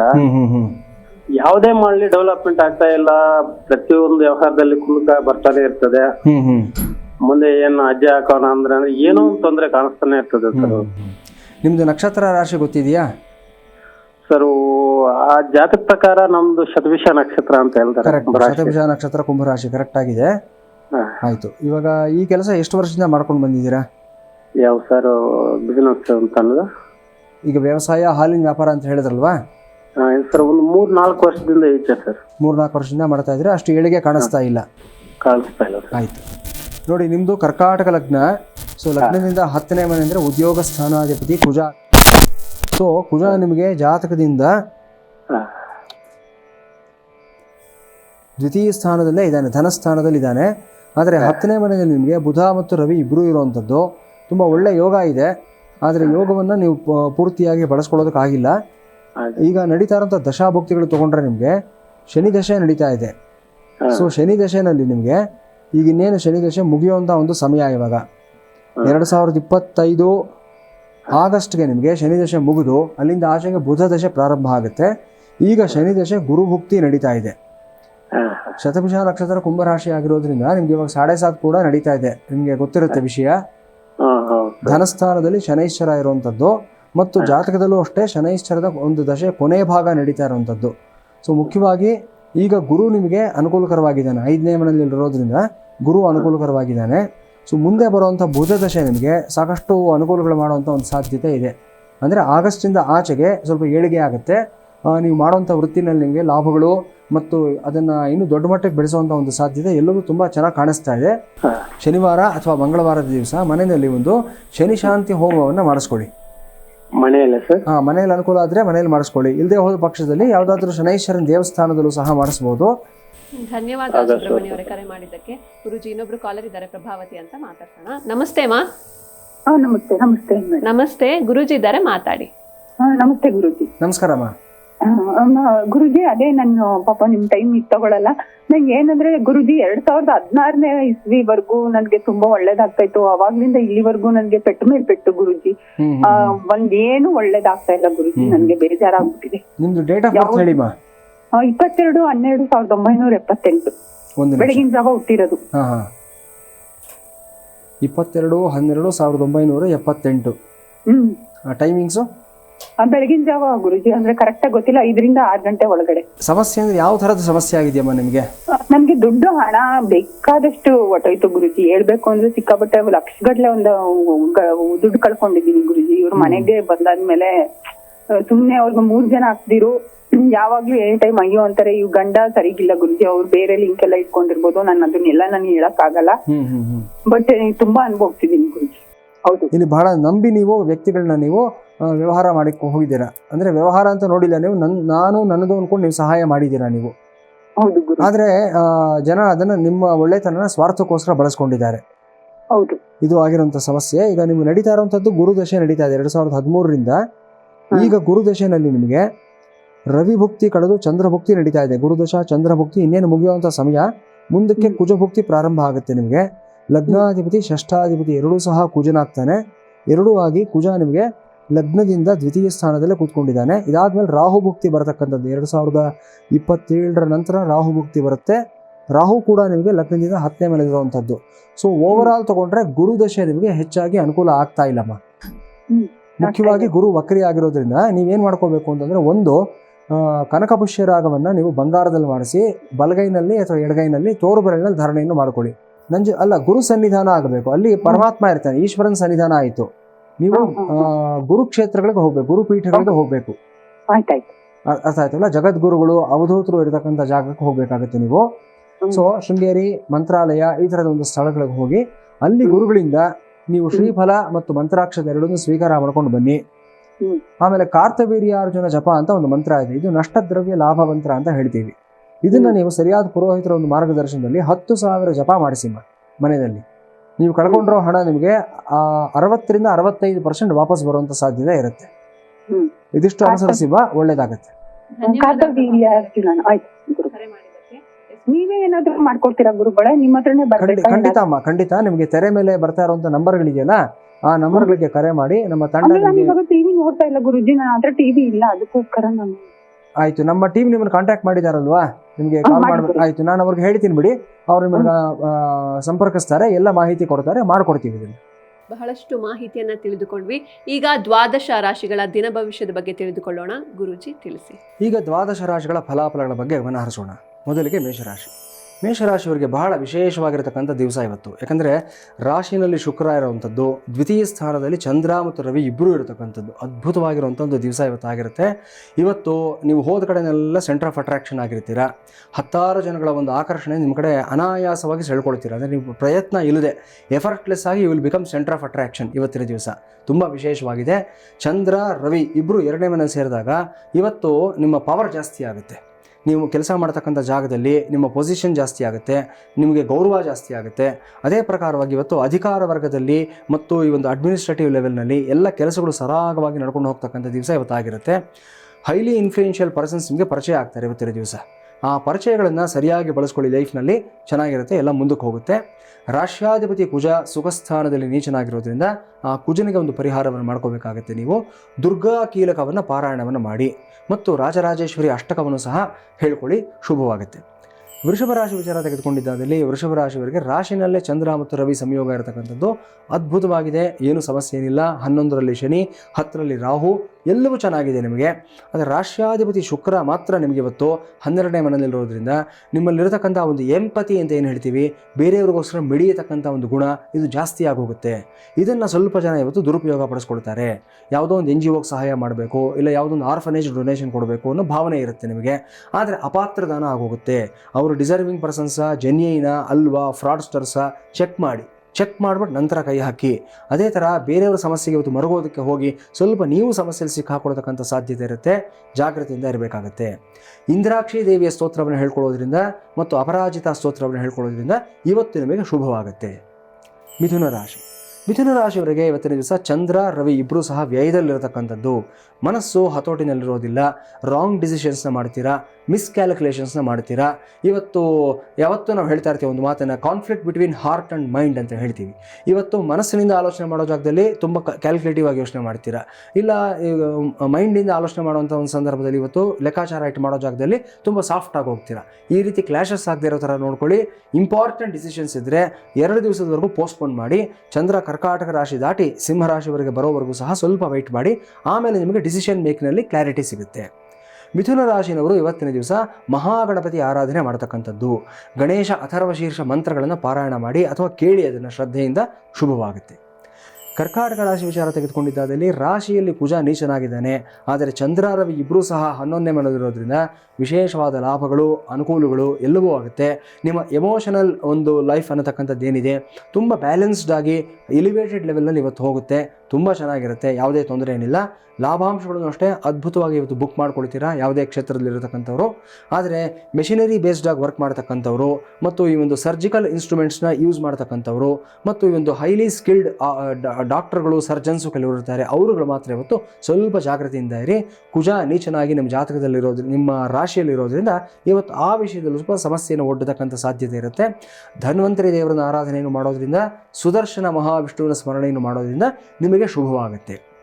ಸಿಂಹರಾಶಿ ವಿಚಾರ ತೆಗೆದುಕೊಂಡಿದ್ದಾದಲ್ಲಿ 10ನೇ ಮನೆಯಲ್ಲಿ ಚಂದ್ರ ಮತ್ತು ರವಿ ಇಬ್ಬರ ಸಂಯೋಗ ಇರತಕ್ಕಂಥದ್ದು ಅದ್ಭುತವಾಗಿದೆ. ಏನೂ ತೊಂದರೆ ಇಲ್ಲ ನಿಮಗೆ. ಇವತ್ತು ವೃತ್ತಿ ಜೀವನದಲ್ಲಿ ಅದ್ಭುತವಾದ ಏಳಿಗೆಯನ್ನು ಕಂಡುಕೊಳ್ತೀರಾ. ಎಲ್ಲವೂ ಪ್ಲಸ್ ಆಗಿದೆ ನಿಮಗೆ. ಬಹಳ ದಿವಸಗಳಿಂದ ನೀವು ಅಪೇಕ್ಷೆ ಪಡ್ತಾ ಇರತಕ್ಕಂಥ ಒಂದು ಪ್ರೋಗ್ರೆಸ್, ಒಂದು ಇನ್ಕ್ರಿಮೆಂಟ್, ಒಂದು ಬಡ್ತಿ, ಇದೆಲ್ಲವೂ ನಿಮಗೆ ಇವತ್ತು ಬರತಕ್ಕಂಥ ಸ್ಪಷ್ಟವಾದ ಸೂಚನೆಗಳು ಕಾಣಿಸ್ತಾ ಇದೆ. ಯಾರ್ಯಾರು ಇವತ್ತಿನ ದಿವಸ ಎಜುಕೇಟಿವ್ ಫೀಲ್ಡಲ್ಲಿ ಇರ್ತೀರಾ ಆ ಥರದವರೆಲ್ಲರೂ ಅಷ್ಟೇ ವಿಶೇಷವಾದ ಲಾಭಗಳಾಗುತ್ತೆ. ಪ್ರೊಫೆಸರ್ಸ್ ಆಗ್ಬೋದು, ರೀಡರ್ಸ್ ಆಗ್ಬೋದು, ಲೆಕ್ಚರರ್ಸ್ ಆಗ್ಬೋದು, ಇವರೆಲ್ಲರಿಗೂ ಅಷ್ಟೇ ತುಂಬ ವಿಶೇಷವಾಗಿ ಕಾಣಿಸ್ತಾ ಇದೆ. ಯಾವುದೇ ಸಮಸ್ಯೆ ಇಲ್ಲ. ಕನ್ಯಾ ರಾಶಿ ವಿಚಾರ ತೆಗೆದುಕೊಂಡ್ರೆ ನಿಮಗೂ ಅಷ್ಟೇ ಇವತ್ತು 9ನೇ ಮನೆಯಲ್ಲಿ ಚಂದ್ರ ಮತ್ತು ರವಿ ಸಂಯೋಗ ಇರತಕ್ಕಂಥದ್ದು ವಿಶೇಷವಾದ ಯೋಗ, ಚಂದ್ರಾದಿತ್ಯ ಯೋಗ ಅಂತ ಹೇಳ್ತೀವಿ. ಅದು ಭಾಗ್ಯದಲ್ಲಿ ಬಂದಾಗ ನಿಮಗೆ ದೊಡ್ಡ ಮಟ್ಟಕ್ಕೆ ಕರ್ಕೊಂಡು ಹೋಗ್ತಾನೆ ಭಗವಂತ, ಯಾವುದೇ ಸಮಸ್ಯೆ ಆಗೋದಿಲ್ಲ. ಆದರೆ ಸಪ್ತಮದಲ್ಲಿರತಕ್ಕಂಥ ಶನಿ ಮಾತ್ರ ಸ್ವಲ್ಪ ಡಿಸಿಷನ್ ಮೇಕಿಂಗ್ನಲ್ಲಿ ನಿಮ್ಮನ್ನು ಸ್ಲೋ ಡೌನ್ ಮಾಡ್ತಾನೆ. ಬಂದಂಥ ಅವಕಾಶಗಳನ್ನು ಪೂರ್ತಿಯಾಗಿ ಸಕಾಲದಲ್ಲಿ ಗ್ರ್ಯಾಪ್ ಮಾಡ್ಕೊಳ್ಳೋದ್ರಲ್ಲಿ ಎಲ್ಲೋ ಒಂಚೂರು ಎಡುತ್ತೀರಾ ನೀವು ಬಿಟ್ಟರೆ ಅವಕಾಶ ಇನ್ನೊಬ್ರಿಗೆ ಹೊರಟೋಗುತ್ತೆ. ಇದೊಂದು ವಿಷಯ ಮಾತ್ರ ಕನ್ಯಾ ರಾಶಿನೂ ಸ್ವಲ್ಪ ಗಮನದಲ್ಲಿ ಇಟ್ಕೋಬೇಕಾಗುತ್ತೆ. Early bird catches the worm ಅನ್ನೋ ಪ್ರಕಾರ ಇವತ್ತು ನೀವು ಅರ್ಲಿ ಬರ್ಡ್ ಆಗಬೇಕಾಗುತ್ತೆ. ತುಲಾರಾಶಿ ವಿಚಾರ ತೆಗೆದುಕೊಂಡಿದ್ದಾದಲ್ಲಿ ತುಲಾರಾಶಿಯವರಿಗೆ ಇವತ್ತು 8ಮದಲ್ಲಿ ಚಂದ್ರ ಮತ್ತು ರವಿ ಇರತಕ್ಕಂಥದ್ದು ಒಂದು ಒಳ್ಳೆ ಗ್ರಹ ಸಂಯೋಗ. ಕೆಟ್ಟ ಸ್ಥಾನದಲ್ಲಿ ಬಂದರೆ ಎಷ್ಟು ದುಷ್ಪರಿಣಾಮ ಕೊಡುತ್ತೆ ಅನ್ನೋದಕ್ಕೆ ಇದೊಂದು ಸ್ಪಷ್ಟವಾದ ಉದಾಹರಣೆ ಆಗಿರುತ್ತೆ. ಸೊ ಇವತ್ತೇನು ಮಾಡಬೇಕು ನೀವು ಅಂತಂದರೆ, ಮೊದಲನೇದಾಗಿ ಅಡ್ಮಿನಿಸ್ಟ್ರೇಟಿವ್ ಲೆವೆಲಲ್ಲಿ ಏನಾದರೂ ಕೆಲಸಗಳಾಗಬೇಕಾದ್ರೆ ದಯವಿಟ್ಟು ಸ್ವಲ್ಪ ವೆಯ್ಟ್ ಮಾಡಿ. ಇವತ್ತು ಯಾರಾದರೂ ದೊಡ್ಡ ದೊಡ್ಡ ವ್ಯಕ್ತಿಗಳು, ಇನ್ಫ್ಲೂಯೆನ್ಷಿಯಲ್ ಪರ್ಸನ್ಸು, ಪೊಲಿಟಿಷಿಯನ್ಸು, ಇವ್ರ ಜೊತೆ ಒಡನಾಟಗಳಿದ್ದಾದ ಪಕ್ಷದಲ್ಲಿ ಸ್ವಲ್ಪ ಕೇರ್ಫುಲ್ ಆಗಿರಿ. ಎಲ್ಲ ಸಮಯದಲ್ಲೂ ದೊಡ್ಡ ದೊಡ್ಡ ವ್ಯಕ್ತಿಗಳು ನಮಗೆ ಒಳ್ಳೆಯದೇ ಮಾಡ್ತಾರೆ ಅಂತ ಏನಿಲ್ಲ. ರಾಜಾಶ್ರಯ ಅಂತ ಒಂದು ಮಾತಿತ್ತು, ಹಿಂದಿನ ಕಾಲದಲ್ಲಿ ಹೇಳ್ತಾ ಇದ್ರು. ಅದು ಒಳ್ಳೆಯದು ಮಾಡುತ್ತೆ, ಕೆಟ್ಟದ್ದು ಮಾಡುತ್ತೆ ಅಂತ. ಯಾಕಂದರೆ ರಾಜ ಯಾವಾಗ ನಮಗೆ ಪುರಸ್ಕಾರ ಮಾಡ್ತಾನೆ, ಯಾವಾಗ ತಲೆದಂಡ ಕೊಡ್ತಾನೆ ಅನ್ನೋದು ಗೊತ್ತಿಲ್ಲ ನಮಗೆ. ಆ ಥರ ದೊಡ್ಡವ್ರ ಸಹವಾಸಗಳು ಯಾವತ್ತೂ ಅಷ್ಟೇ ನಮಗೆ ಎರಡಲ್ಲಿ ಕತ್ತಿ ಥರ ಇರುತ್ತೆ. ನಮಗೆ ಆ ಕಡೆಯಿಂದನೂ ಕುಯ್ಯುತ್ತೆ, ಈ ಕಡೆಯಿಂದನೂ ಕುಯ್ಯುತ್ತೆ. ಅಂತಹ ದಿವಸ ಇವತ್ತು ತುಲಾರಾಶಿಯವ್ರಿಗಾಗುತ್ತೆ. ನಾನು ಅಂಥವ್ರ ಜೊತೆ ಕೆಲಸ ಮಾಡ್ತೀನಿ, ಇವ್ರು PA ಆಗಿದ್ದೀನಿ, ಅವ್ರು PS ಆಗಿದ್ದೀನಿ, ಇದೆಲ್ಲ ಹೇಳ್ಕೊಳಕ್ಕೆ ಚೆನ್ನಾಗಿರುತ್ತೆ. ಇವತ್ತು ಅವ್ರ ಕೋಪಗಳಿಗೆ, ಅವರ ಆಗ್ರಹಕ್ಕೆ ತುತ್ತಾಗಿದ್ದೀರಾ, ಜಾಗೃತಿಯಿಂದ ಇರಬೇಕಾಗತ್ತೆ. ಇನ್ನು ವೃಶ್ಚಿಕ ರಾಶಿಯವರಿಗೆ ಸಪ್ತಮದಲ್ಲಿ ಚಂದ್ರ ಮತ್ತು ರವಿ ಇಬ್ಬರು ಇರತಕ್ಕಂಥದ್ದು ವಿಶೇಷವಾದಂಥ ಲಾಭ, ಅನುಕೂಲಗಳನ್ನು ಕೊಡುತ್ತೆ ನಿಮಗೆ. ನಿಮ್ಮ ಬಾಂಧವ್ಯಗಳು, ಫ್ರೆಂಡ್ಶಿಪ್ಸು, ಪಾರ್ಟ್ನರ್ಶಿಪ್ಸು ಎಲ್ಲವೂ ಇನ್ನಷ್ಟು ಸ್ಟ್ರಾಂಗ್ ಆಗುತ್ತೆ. ಹೊಸದಾಗಿ ಮದುವೆ ಆಗಿರತಕ್ಕಂಥ ದಂಪತಿಗಳು ಯಾರು ಇರ್ತೀರಾ ಅಥವಾ ಹೊಸದಾಗಿ ರಿಲೇಷನ್ಶಿಪ್ಪಲ್ಲಿ ಇರತಕ್ಕಂಥವ್ರು ಒಬ್ಬರನ್ನೊಬ್ಬರನ್ನ ತುಂಬ ಚೆನ್ನಾಗಿ ಅರ್ಥ ಮಾಡ್ಕೊಳ್ಳೋದಕ್ಕೆ ಇವತ್ತಿನ ದಿವಸ ಪೂರಕವಾಗಿದೆ ನಿಮಗೆ. ಇವತ್ತು ಸ್ವಲ್ಪ ಸಮಯ ಕೂತ್ಕೊಂಡು ಟೈಮ್ ಸ್ಪೆಂಡ್ ಮಾಡಿ. ಸುಮ್ಮನೆ ಸಿನಿಮಾಗೆ ಹೋಗೋದು ಅಥವಾ ಮತ್ತೊಂದು ಹೋಗೋದು ಅಲ್ಲ, ಒಬ್ಬರು ಮನಸ್ಸನ್ನು ಮತ್ತೊಬ್ಬರು ಅರ್ಥ ಮಾಡ್ಕೊಳ್ಳೋದಕ್ಕೆ ಪ್ರಯತ್ನ ಪಡಿ. ಅವರ ಕನಸುಗಳೇನು, ಅವರ ಗುರಿ ಏನು, ಅವರ ಸಂಕಷ್ಟಗಳೇನು ಎಲ್ಲವನ್ನ ಕಲ್ತ್ಕೊಳ್ಳಿ. ಒಬ್ಬ ವ್ಯಕ್ತಿನ ನಾವು ಇಷ್ಟಪಡ್ತೀವಿ ಅಂತಂದರೆ ಅವರ ಹಿಂದೆ ಇರತಕ್ಕಂಥ ಸಮಸ್ಯೆಗಳು, ಅವರ ಜವಾಬ್ದಾರಿಗಳನ್ನು ಸಹ ನಾವು ಇಷ್ಟಪಡಬೇಕು, ಅದನ್ನು ಹೊರೋದಕ್ಕೆ ಸಿದ್ಧವಾಗಿರಬೇಕು. ವೃಶ್ಚಿಕ ರಾಶಿನವರು ಈ ಥರದ ಪ್ರಯತ್ನ ಮಾಡಿ ನಿಮ್ಮ ಸಂಗಾತಿಯ ದೃಷ್ಟಿಯಲ್ಲಿ ವಿಶೇಷವಾದ ಗೌರವವನ್ನು ನೀವು ಪಡ್ಕೊಳ್ತೀರಿ ಇವತ್ತಿನ ದಿವಸ. ಧನುರಾಶಿಯವರಿಗೆ ಇವತ್ತಿನ ದಿವಸ 6ನೇ ಮನೆಯಲ್ಲಿ ಚಂದ್ರ ಮತ್ತು ರವಿ ಇರತಕ್ಕಂಥದ್ದು ಚೆನ್ನಾಗಿದೆ, ಏನು ಸಮಸ್ಯೆ ಏನಿಲ್ಲ. ನಿಮ್ಮ ಶತ್ರುಗಳೆಲ್ಲರೂ ಸಹ ಸ್ವಲ್ಪ ರಾಜಿ ಆಗ್ತಾರೆ. ನಿಮ್ಮ ದೀರ್ಘಕಾಲದ ರೋಗಗಳಿಂದ ವಿಮುಕ್ತಿಯನ್ನು ಪಡ್ಕೊಳ್ತೀರಾ. ಸಾಲಗಾರರ ಮಾತ್ರ ಸ್ವಲ್ಪ ತಲೆ ಮೇಲೆ ಕೂತ್ಕೊಳ್ತಕ್ಕಂಥ ಒಂದು ಸಾಧ್ಯತೆ ಇರುತ್ತೆ. ಸೊ ಅದನ್ನು ನೀವು ಇವತ್ತು ಡಿಪ್ಲೊಮ್ಯಾಟಿಕ್ ಆಗಿ ಹ್ಯಾಂಡಲ್ ಮಾಡಬೇಕಾಗತ್ತೆ. ಏನೇ ಒಂದು ಹಳೆ ಬಾಕಿಗಳು ತುಂಬ ನೀವು ಬೆಳೆಸ್ಕೊಂಡು ಬಂದಿದ್ದಾದಲ್ಲಿ 1-2 EMI ಇವತ್ತು ಕಟ್ಟಿಬಿಟ್ಟು ಸ್ವಲ್ಪ ಸಮಾಧಾನ ಮಾಡ್ಕೊಳ್ಳಿ, ಎಲ್ಲವೂ ಶುಭವಾಗುತ್ತೆ ನಿಮಗೆ. ಮಕರ ರಾಶಿಯವರಿಗೆ ಪಂಚಮ ಸ್ಥಾನದಲ್ಲಿ ಚಂದ್ರ ಮತ್ತು ರವಿ ಸಂಯೋಗ ಇರತಕ್ಕಂಥದ್ದು ವಿಶೇಷವಾಗಿದೆ. ಎಲ್ಲವೂ ಅನುಕೂಲಕರವಾಗಿ ಕಾಣಿಸ್ತಾ ಇದೆ ನಿಮಗೆ. ಪೂರ್ವ ಪುಣ್ಯ ಸ್ಥಾನದಲ್ಲಿ ಈ ಒಂದು ಚಂದ್ರಾದಿತ್ಯ ಯೋಗ ಇರೋದರಿಂದ ಇವತ್ತು ನಿಮಗೆ ತಂದೆಯ ಮನೆಯ ಕಡೆಯಿಂದ, ತಾಯಿಯ ಮನೆಯ ಕಡೆಯಿಂದ, ಎರಡೂ ಕಡೆಯಿಂದ ವಿಶೇಷವಾದ ಅನುಕೂಲಗಳಾಗ್ತಕ್ಕಂಥದ್ದು. ನಿಮ್ಮ ಹಿರಿಯರು ಅವರ ಒಂದು ಅನುಗ್ರಹ, ಅವರ ಆಶೀರ್ವಾದ ನಿಮ್ಮನ್ನು ಕಾಪಾಡ್ತಕ್ಕಂಥದ್ದು. ಅದೇ ಪ್ರಕಾರ ಒಂದು 20ರಿಂದ 28 ವಯಸ್ಸಿನಲ್ಲಿರ್ತಕ್ಕಂಥ ಮಕ್ಕಳು ಯಾರ್ಯಾರು ಇರ್ತೀರಾ ಅವರೆಲ್ಲರೂ ವಿಶೇಷವಾದ ಸಾಧನೆಯನ್ನು ಮಾಡ್ತಾರೆ. ಇಷ್ಟು ದಿನ ಮಕ್ಕಳ ಬಗ್ಗೆ ಏನೋ ಒಂದು ಆತಂಕ ಇರುತ್ತೆ, ಏನು ಮಾಡಿಬಿಡ್ತಾನೋ, ಏನಾಗ್ತಾನೋ, ಟೈಮ್ ವೇಸ್ಟ್ ಮಾಡ್ತಾ ಇದ್ದಾರೆ ಮಗ, ನನ್ನ ಮಗಳು ಏನೂ ಮಾಡ್ತಾ ಇಲ್ಲ ಅನ್ನತಕ್ಕಂಥದ್ದು. ಇವತ್ತು ಅದಕ್ಕೆಲ್ಲದಕ್ಕೂ ಪ್ರತ್ಯುತ್ತರವನ್ನು ನಿಮ್ಮ ಮಕ್ಕಳು ಕೊಡ್ತಾರೆ, ನಿಮ್ಮ ಕೀರ್ತಿಯನ್ನು ಬೆಳೆಸ್ತಾರೆ. ಕುಂಭರಾಶಿಯವರಿಗೆ 4ನೇ ಮನೆಯಲ್ಲಿ ಚಂದ್ರ ಮತ್ತು ರವಿ ಇರತಕ್ಕಂಥದ್ದು ಸುಖ ಸ್ಥಾನದಲ್ಲಿ ಚಂದ್ರ ಮತ್ತು ರವಿ ಅನಾಯಾಸವಾಗಿ ಇವತ್ತು ನಿಮ್ಗೆ ಲಕ್ಸುರಿ ಐಟಮ್ಸ್ ಎಲ್ಲೂ ನಿಮ್ಮನ್ನು ಹುಡ್ಕೊಂಡು ಬರುತ್ತೆ. ಯಾವುದೋ ಒಂದು ಟ್ರಿಪ್ಗೆ ಒಂದು ಸ್ಪಾನ್ಸರ್ಶಿಪ್ ಸಿಗತಕ್ಕಂಥದ್ದು, ಅಥವಾ ಒಂದು ಫ್ರೀ ಟಿಕೆಟ್ ಸಿಗತಕ್ಕಂಥದ್ದು, ಅಥವಾ ನಿಮಗೆ ಒಂದು ಯಾರೋ ಒಂದು ಅವರಾಗವರೇ ಕರ್ಕೊಂಡು ನಿಮ್ಮನ್ನು ಒಂದು ವಂಡರ್ಲಾಗೋ ಮತ್ತೊಂದು ಕಡೆಗೋ ಕರ್ಕೊಂಡು ಹೋಗ್ತಕ್ಕಂಥದ್ದು. ಒಂದು ರೀತಿ ಇವತ್ತೆಲ್ಲ ಜಾಲಿಯಾಗಿರ್ತಕ್ಕಂಥ ದಿವಸ, ನಿಮಗೆ ಏನು ತೊಂದರೆ ಇಲ್ಲ, ಎಲ್ಲವೂ ಶುಭವಾಗಿದೆ. ಕೊನೆಯದಾಗಿ ಮೀನರಾಶಿಯವರಿಗೆ 3ಯ ಸ್ಥಾನದಲ್ಲಿ ಚಂದ್ರ ಮತ್ತು ರವಿ ಇಬ್ಬರು ಇರತಕ್ಕಂಥದ್ದು. ಇವತ್ತು ನಿಮ್ಮ ಪರಾಕ್ರಮ, ನಿಮ್ಮ ಬುದ್ಧಿ, ನಿಮ್ಮ ಧೈರ್ಯ ಇದೆಲ್ಲವೂ ಅಷ್ಟೇ ಒಂದು ಒಳ್ಳೆಯ ಕೆಲಸಕ್ಕೋಸ್ಕರವಾಗಿ ಬಳಕೆ ಆಗುತ್ತೆ. ಸೊ ಜನಗಳಲ್ಲಿ ನಿಮಗೆ ಮೆಚ್ಚುಗೆ ಸಿಗುತ್ತೆ, ಗೌರವ ಬೆಳೆಯುತ್ತೆ.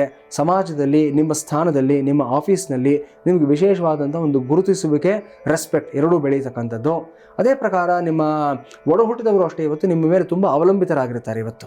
ಸೊ ಏನೋ ಒಂದು ಕಾರಣಕ್ಕೋಸ್ಕರ ಅದು ಎಮೋಷನಲ್ ಡಿಪೆಂಡೆನ್ಸಿ ಆಗಿರ್ಬೋದು, ಫಿನಾನ್ಷಿಯಲ್ ಡಿಪೆಂಡೆನ್ಸಿ ಆಗಿರ್ಬೋದು. ಕೊನೆಯ ಪಕ್ಷ ತಂದೆ ತಾಯಿ ಬಂದು ಸ್ಕೂಲ್ನಲ್ಲಿ ಏನೋ ಒಂದು ಉತ್ತರ ಕೊಡಬೇಕಾಗುತ್ತೆ, ಅದರ ಆ ಜಾಗದಲ್ಲಿ ಅಕ್ಕನೋ ಅಣ್ಣನೋ ಬರಲಿ ಅಂತ ಅಪೇಕ್ಷೆ ಪಟ್ಟಿರ್ತಾರೆ.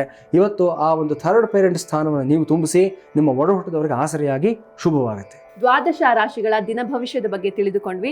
ಇನ್ನು ಇವತ್ತಿನ ಸಂಚಿಕೆಯಲ್ಲಿಯೂ ಕೂಡ ಶನಿ ಗೋಚಾರದ ಪರಿಣಾಮ ಮುಂದುವರಿಯುತ್ತೆ. ಗುರುಗಳೇ, ಧನಸ್ಸು ಹಾಗೂ ಮಕರ ರಾಶಿಯ ಮೇಲೆ ಆಗುವಂತಹ ಶನಿ ಗೋಚಾರದ ಪರಿಣಾಮದ ಬಗ್ಗೆ ನೋಡೋದಾದ್ರೆ, ಧನುರಾಶಿಯವರಿಗೆ ಈ ಒಂದು ಶನಿ ಸಂಚಾರದ ಪ್ರಭಾವಗಳನ್ನು ನಾವು ನೋಡಿದ್ದಾದಲ್ಲಿ ತುಂಬ ಜಾಗೃತಿಯಿಂದ ಇರಬೇಕಾಗಿರ್ತಕ್ಕಂಥ ಸಮಯ ಇದಾಗಿರುತ್ತೆ. ಯಾಕಂದರೆ 4ನೇ ಮನೆಗೆ ಶನಿಯ ಒಂದು ಪ್ರವೇಶ ಆಗಿರತಕ್ಕಂಥದ್ದು ನಾವು ನೋಡ್ತಾ ಇದ್ದೀವಿ. ಪಂಚಮ ಶನಿ, ಅಷ್ಟಮ ಶನಿ, 7.5, ಅದೇ ಪ್ರಕಾರವಾಗಿ ಅರ್ಧಾಷ್ಟಮ ಶನಿ ಅಂತಲೂ ಸಹ ಹೇಳ್ತೀವಿ. ಈ 4 ಹಂತಗಳು ಮನುಷ್ಯರನ್ನು ತುಂಬ ಹೈರಾಣಾಗಿಸ್ತಕ್ಕಂಥದ್ದು, ತುಂಬ ಪರೀಕ್ಷೆಯನ್ನು ತರತಕ್ಕಂಥ ಒಂದು ಹಂತಗಳಾಗಿರುತ್ತೆ. ಸೊ ಧನುರಾಶಿಯವರಿಗೆ ಈ ಸಮಯದಲ್ಲಿ ನಿಮಗೆ ಅರ್ಧಾಷ್ಟಮ ಶನಿ ಪ್ರಾರಂಭ ಆಗಿದೆ. 4ನೇ ಮನೆಯಲ್ಲಿ ಶನಿಗೆ ಬಂದಿರತಕ್ಕಂಥದ್ದು ವಿದ್ಯಾಸ್ಥಾನ, ಸುಖಸ್ಥಾನ ಅಂತ ಹೇಳ್ತೀವಿ. ಸೊ ಈ ಸಂದರ್ಭದಲ್ಲಿ ಶನೈಶ್ಚರ ಇಲ್ಲಿ ಬಂದಿರೋದ್ರಿಂದ ವಿದ್ಯಾರ್ಥಿಗಳಿಗೆ ಸ್ವಲ್ಪ ಮಟ್ಟಿಗೆ ವಿದ್ಯೆಯಲ್ಲಿ ಕುಂಠಿತ ಆಗತಕ್ಕಂಥದ್ದು, ಸ್ವಲ್ಪ ಬ್ರೇಕ್ ಬರ್ತಕ್ಕಂಥದ್ದು. ನೀವು ಅಂದ್ಕೊಂಡಿರೋ ಒಂದು ಸ್ಪೀಡ್ನಲ್ಲಿ ಇಲ್ಲಿವರೆಗೂ ನೀವು ಯಾವ ಒಂದು ಫೋಕಸ್ನಲ್ಲಿ ಓದಿರ್ತೀರಾ ಅದೆಲ್ಲವೂ ಸ್ವಲ್ಪ ತಾರುಮಾರಾಗ್ತಕ್ಕಂಥ ಒಂದು ಸಾಧ್ಯತೆಗಳು ಎಲ್ಲವೂ ಗೋಚರವಾಗ್ತಾ ಇದೆ. ಜಾಗೃತಿಯಿಂದ ಇರಬೇಕಾಗತ್ತೆ. ಅದೇ ಪ್ರಕಾರ ನಿಮ್ಮ ಮಾನಸಿಕ ಸುಖಕ್ಕೆ ಸ್ವಲ್ಪ ಕೊರತೆ ಬರತಕ್ಕಂಥದ್ದು, ಮನಸ್ಸಿನಲ್ಲಿ ಹಲವಾರು ವಿಚಾರಗಳಿಂದ ಗೊಂದಲ ನಿಮ್ಮನ್ನು ಕಾಡ್ತಕ್ಕಂಥ ಸಾಧ್ಯತೆ ಎಲ್ಲವೂ ಕಾಣಿಸ್ತಾ ಇದೆ. ಶನೈಶ್ಚರನ ದೃಷ್ಟಿ 6ನೇ ಮನೆ ಮೇಲೆ, ಅಂದರೆ ನಿಮ್ಮ ರೋಗಸ್ಥಾನ, ಋಣಸ್ಥಾನ, ಶತ್ರುಸ್ಥಾನದ ಮೇಲಿದೆ ಮತ್ತು ನಿಮ್ಮ ಉದ್ಯೋಗ ಸ್ಥಾನದ ಮೇಲೂ ಸಹ ಶನೈಶ್ಚರನ ದೃಷ್ಟಿ ಬಿದ್ದಿದೆ. ಅದೇ ಪ್ರಕಾರವಾಗಿ ನಿಮ್ಮ ರಾಶಿಯ ಮೇಲೂ ಸಹ ಶನೈಶ್ಚರನ ದೃಷ್ಟಿ ಬಿದ್ದಿದೆ. ಟೋಟಲ್ ಆಗಿ ನಿಮ್ಮನ್ನು ಸ್ಲೋ ಡೌನ್ ಮಾಡತಕ್ಕಂಥ ಒಂದು ಪ್ರೋಸೆಸ್ ಇದಾಗಿರುತ್ತೆ. ಈ ಟೈಮ್ನಲ್ಲಿ ಶನೈಶ್ಚರನ ದೃಷ್ಟಿ ಬಿದ್ದಾಗ ಮನುಷ್ಯ ಮಂದನಾಗಿ ಹೋಗ್ತಾನೆ. ಶನೈಶ್ಚರನಿಗಿರತಕ್ಕಂಥ ಇನ್ನೊಂದು ಹೆಸರೇ ಮಂದ ಅಂತ, ಸ್ಲೋಯೆಸ್ಟ್ ಪ್ಲಾನೆಟ್ ಶನೈಶ್ಚರ, ಎಲ್ರಿಗೂ ಗೊತ್ತಿರೋವಂಥದ್ದು. ಸೊ ಈ ಸಮಯದಲ್ಲಿ ಏನು ಮಾಡಬೇಕು ಅಂತಂದರೆ, ಮೊದಲನೇದಾಗಿ ಆತ್ಮಸ್ಥೈರ್ಯವನ್ನು ಬೆಳೆಸ್ಕೋಬೇಕಾಗತ್ತೆ. ಇದರ ಜೊತೆಯಲ್ಲಿ ನೀವು ದಕ್ಷಿಣಾಮೂರ್ತಿ ಸ್ತೋತ್ರವನ್ನು ಪಾರಾಯಣವನ್ನು ಮಾಡ್ಕೊಳ್ಳೋದ್ರಿಂದ ವಿಶೇಷವಾದ ಚೈತನ್ಯವನ್ನು ಪಡ್ಕೊಳ್ತೀರಾ. ಆಂಜನೇಯ ದಂಡಕವನ್ನು ಸಹ ಹೇಳ್ಕೊಳ್ಳೋದ್ರಿಂದ ಅದ್ಭುತವಾದ ಫಲಿತಾಂಶವನ್ನು ಪಡ್ಕೊಳ್ತೀರಾ. ಯಾರ್ಯಾರಿಗೆ ಅನುಕೂಲ ಆಗುತ್ತೆ ಆ ಥರದವರು ನಿಮ್ಮ ನಕ್ಷತ್ರಕ್ಕೆ ಜನ್ಮ ನಕ್ಷತ್ರ ಇರತಕ್ಕಂಥ ದಿವಸ ನೀವು ಶನೈಶ್ಚರನ ಸನ್ನಿಧಾನದಲ್ಲಿ ನೀವು ಅಭಿಷೇಕವನ್ನು ಮಾಡಿಸಿ, ಎಳ್ಳೆಣ್ಣೆಯಲ್ಲಿ ಪರಮಾತ್ಮನಿಗೆ ಅಭಿಷೇಕವನ್ನು ಮಾಡಿಸಿ, ಇದರಿಂದಾನೇ ಕರ್ಮ ಕಳೆಯತಕ್ಕಂಥದ್ದು. ಸಾಧ್ಯವಾದರೆ ಈ ಎಳ್ಳುಂಡೆ ಅನ್ನತಕ್ಕಂಥ ಒಂದು ಸಿಹಿ ಪದಾರ್ಥವನ್ನು ಮಾಡಿರ್ತಾರೆ, ಅದನ್ನು ಶನಿವಾರ 10 ಜನಗಳಿಗೆ ನೀವು ಅದನ್ನು ಹಂಚೋದನ್ನು ರೂಢಿ ಮಾಡ್ಕೊಳ್ಳಿ, ಶುಭವಾಗುತ್ತೆ. ಮಕರ ರಾಶಿ ವಿಚಾರ ನೋಡಿದ್ದಾದಲ್ಲಿ ಅದ್ಭುತವಾಗಿರತಕ್ಕಂಥ ಸಮಯ. ನಿಮಗೆ ತುಂಬ ಕಷ್ಟಪಟ್ಟಿದ್ದೀರಾ. ಕಳೆದ 7.5 ವರ್ಷಗಳಿಂದ 7.5 ನಿಮ್ಮನ್ನು ಕಾಡ್ತಾನೇ ಇದೆ ಒಂದಲ್ಲ ಒಂದು ರೀತಿಯಲ್ಲಿ. ಬೇರೆ ರಾಶಿಯವರು ಕಂಪೇರ್ ಮಾಡಿಕೊಂಡ್ರೆ ನಿಮ್ಗೆ ಸಮಸ್ಯೆ ಕಡಿಮೆ ಅಂತಲೇ ಹೇಳಬೇಕು. ಯಾಕಂದರೆ ಮಕರ ಕುಂಭ ರಾಶಿನವ್ರಿಗೆ ರಾಶ್ಯಾಧಿಪತಿನೇ ಶನಿ ಆಗಿರೋದ್ರಿಂದ ಬೇರೆ ರಾಶಿಗಳು ಕಂಪೇರ್ ಮಾಡಿಕೊಂಡ್ರೆ ನಿಮಗೆ ಸ್ವಲ್ಪ ಸಮಸ್ಯೆ ಕಡಿಮೆನೇ. ಅದೇ ಜಾಸ್ತಿ ಆಗೋಗಿದೆ ನಿಮಗೆ. ಆ 50% ಅನ್ನೋದೇ ಜಾಸ್ತಿ. ಎಸ್ಪೆಷಲಿ ಕಳೆದ 2.5 ವರ್ಷಗಳಿಂದ ತುಂಬಾ ಕಷ್ಟಪಟ್ಟಿದ್ದೀರಾ. ಅದೆಲ್ಲದಕ್ಕೂ ಒಂದು ಉತ್ತರ ಈಗ ಸಿಗ್ತಾ ಇದೆ. ಈಗ ಶನೈಶ್ಚರ 7.5 ಮುಗಿಸಿ ಮೀನರಾಶಿಗೆ ಪ್ರವೇಶ ಮಾಡಿದ್ದಾನೆ. ಇನ್ನು 30 ವರ್ಷಗಳ ಕಾಲ 7.5 ಸಮಸ್ಯೆ ನಿಮಗಿರೋದಿಲ್ಲ. ಧೈರ್ಯವಾಗಿರ್ಬೋದು. ಜೊತೆಗೆ ನೀವು ಅಂದ್ಕೊಂಡಿರತಕ್ಕಂಥ ಎಲ್ಲ ಕೆಲಸಗಳು ಸಕ್ಸಸ್ ಆಗತಕ್ಕಂಥದ್ದು. ಉಪಜಯ ಸ್ಥಾನದಲ್ಲಿ ಶನೈಶ್ಚರ ಇರೋದ್ರಿಂದ ರಾಶಿ ಭವಿಷ್ಯದಲ್ಲೂ ನಾನು ಬಹಳಷ್ಟು ಸಲ ಹೇಳಿದ್ದೀನಿ ಮಕರ ರಾಶಿಯವರಿಗೆ, ನೀವು ಸಾಧಾರಣವಾಗಿ ನಡೆಯೋದಿಲ್ಲ. ಇಲ್ಲಿಂದ ಮುಂದಕ್ಕೆ ಯು ವಿಲ್ ಬಿ ಫ್ಲೈಯಿಂಗ್, ನಾಗಾಲೋಟ ಆಗುತ್ತೆ ನಿಮ್ಮ ಜೀವನ ಅನ್ನೋದನ್ನು ಹೇಳಿದ್ದೀನಿ. ಎಲ್ಲವೂ ಚೆನ್ನಾಗಿದೆ, ಏನು ತೊಂದರೆ ಏನಿಲ್ಲ ನಿಮಗೆ.